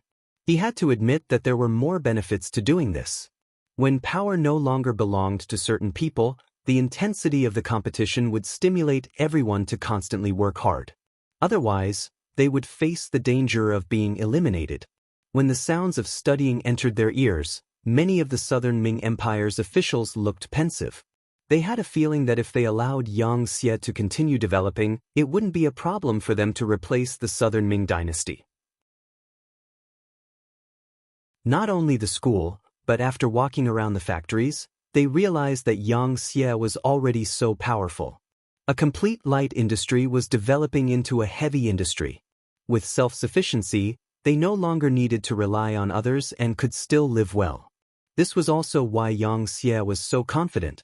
It could be imagined that as time passed, Xiaxia's workshop, lathe and programming would pull further and further away from the primitive Southern Ming. In the end, the strength of both sides would not be on the same level. In the end, it would be normal for the Southern Ming to become Xiaxia's subordinate. The more they understood, the more they felt, and the greater the pressure on them. This trip to Crimson City was like opening a new window, making all the officials in the observer group feel great pressure. Everyone knew that the stronger Xianxia was, the more danger the Southern Ming dynasty would be in. Their status and safety would be more and more uncertain. After all, no one wanted to see a powerful neighboring country appear. As they understood more, the use of the Yang family's department store and the Yang coins were also displayed in front of all the officials. When they were attracted by the dazzling array of items, they realized that the Yang coins in their hands had been taken away by their family members. Some of them had even been used to buy goods. Especially when a few brand new bicycles appeared in front of the Yang family's hotel, these officials were shocked and angry. The horizons of the officials were naturally different from those of their family members. Although the bicycles were novel, they weren't enough to attract them. On the contrary, things like flashlights, sewing machines, watches, and binoculars were more attractive. In the eyes of these officials, flashlights were high-tech products. They were very practical, whether it was for civilian or military use, they were good things. They hoped to learn from, understand, and imitate them. Needless to say, sewing machines could increase the production of the textile industry and clothes. It was undoubtedly a great contribution to the progress of society. Watches could accurately tell the time. It was convenient and also a symbol of status. Binoculars were even more useful when used in the military. Although the binoculars sold in the Yang family's department store were a bit low magnification and were far inferior to those of the five-star army, in the eyes of the country bumpkins, it was already very powerful. There were many ideas, but without the Yang coins, everything was useless. It was just that the family members had already spent all of it. Everything could no longer be recovered. Then another problem appeared. How could they obtain the Yang coins? After asking around, they found out that only officials had the opportunity to obtain Yang coins. They would be given a certain amount of Yang coins in their monthly salary. Yang coins couldn't be bought with silver. It was one of the most valuable currencies.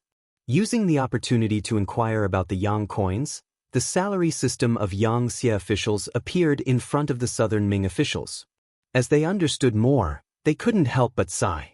As a Xianxia official, the salary was really high. Some people even calculated carefully. As a Xianxia official, their salary was actually 50 times that of a Southern Ming official. Although the Xianxia was very strict with the corruption of officials, there was basically no gray income. However, if one could live a good life just by relying on their salary, who would be willing to stretch their hands everywhere, cause countless troubles, and be impeached all the time? Through the Yang coins, everyone had a better understanding of the Xianxia officials' salary system. This was the main reason why Yang Chendong gave them the Yang coins. As for some of the goods being bought by the Xianxia, Bugnam of Gojoseon didn't care. After all, it wouldn't be long before the Southern Ming Empire became a part of the Xianxia. So what if those things were passed on? Not only did the officials understand the origin and use of the Yang coins, but the family members also had a deeper understanding. Some people couldn't help but sigh. If I could become a Xianxia official, it would be a very happy thing. It was just a sigh. However, when the officials heard this sigh, they would be lying if they said that they weren't moved at all. Many people even started to consider whether it was possible to become a Xianxia official from the southern Ming Empire. It was also at this time that Wuxia and Xianxia received Yang Chendong's instructions and unintentionally mentioned the 9 cabinet elders during the banquet. They specifically mentioned that there were only 5 cabinet elders. The remaining 4 spots were reserved for southern Ming and Baiming officials. These people might be a bit bureaucratic, but it was undeniable that they had a lot of experience as an official. This was something that the new Xianxia officials couldn't compare to. When faced with a problem, experienced officials would often have a very gentle way to solve it. This was something that could be learned and used as a reference. The cabinet elder's empty spot was right there. They couldn't help but think about it. All of a sudden, a few officials became excited.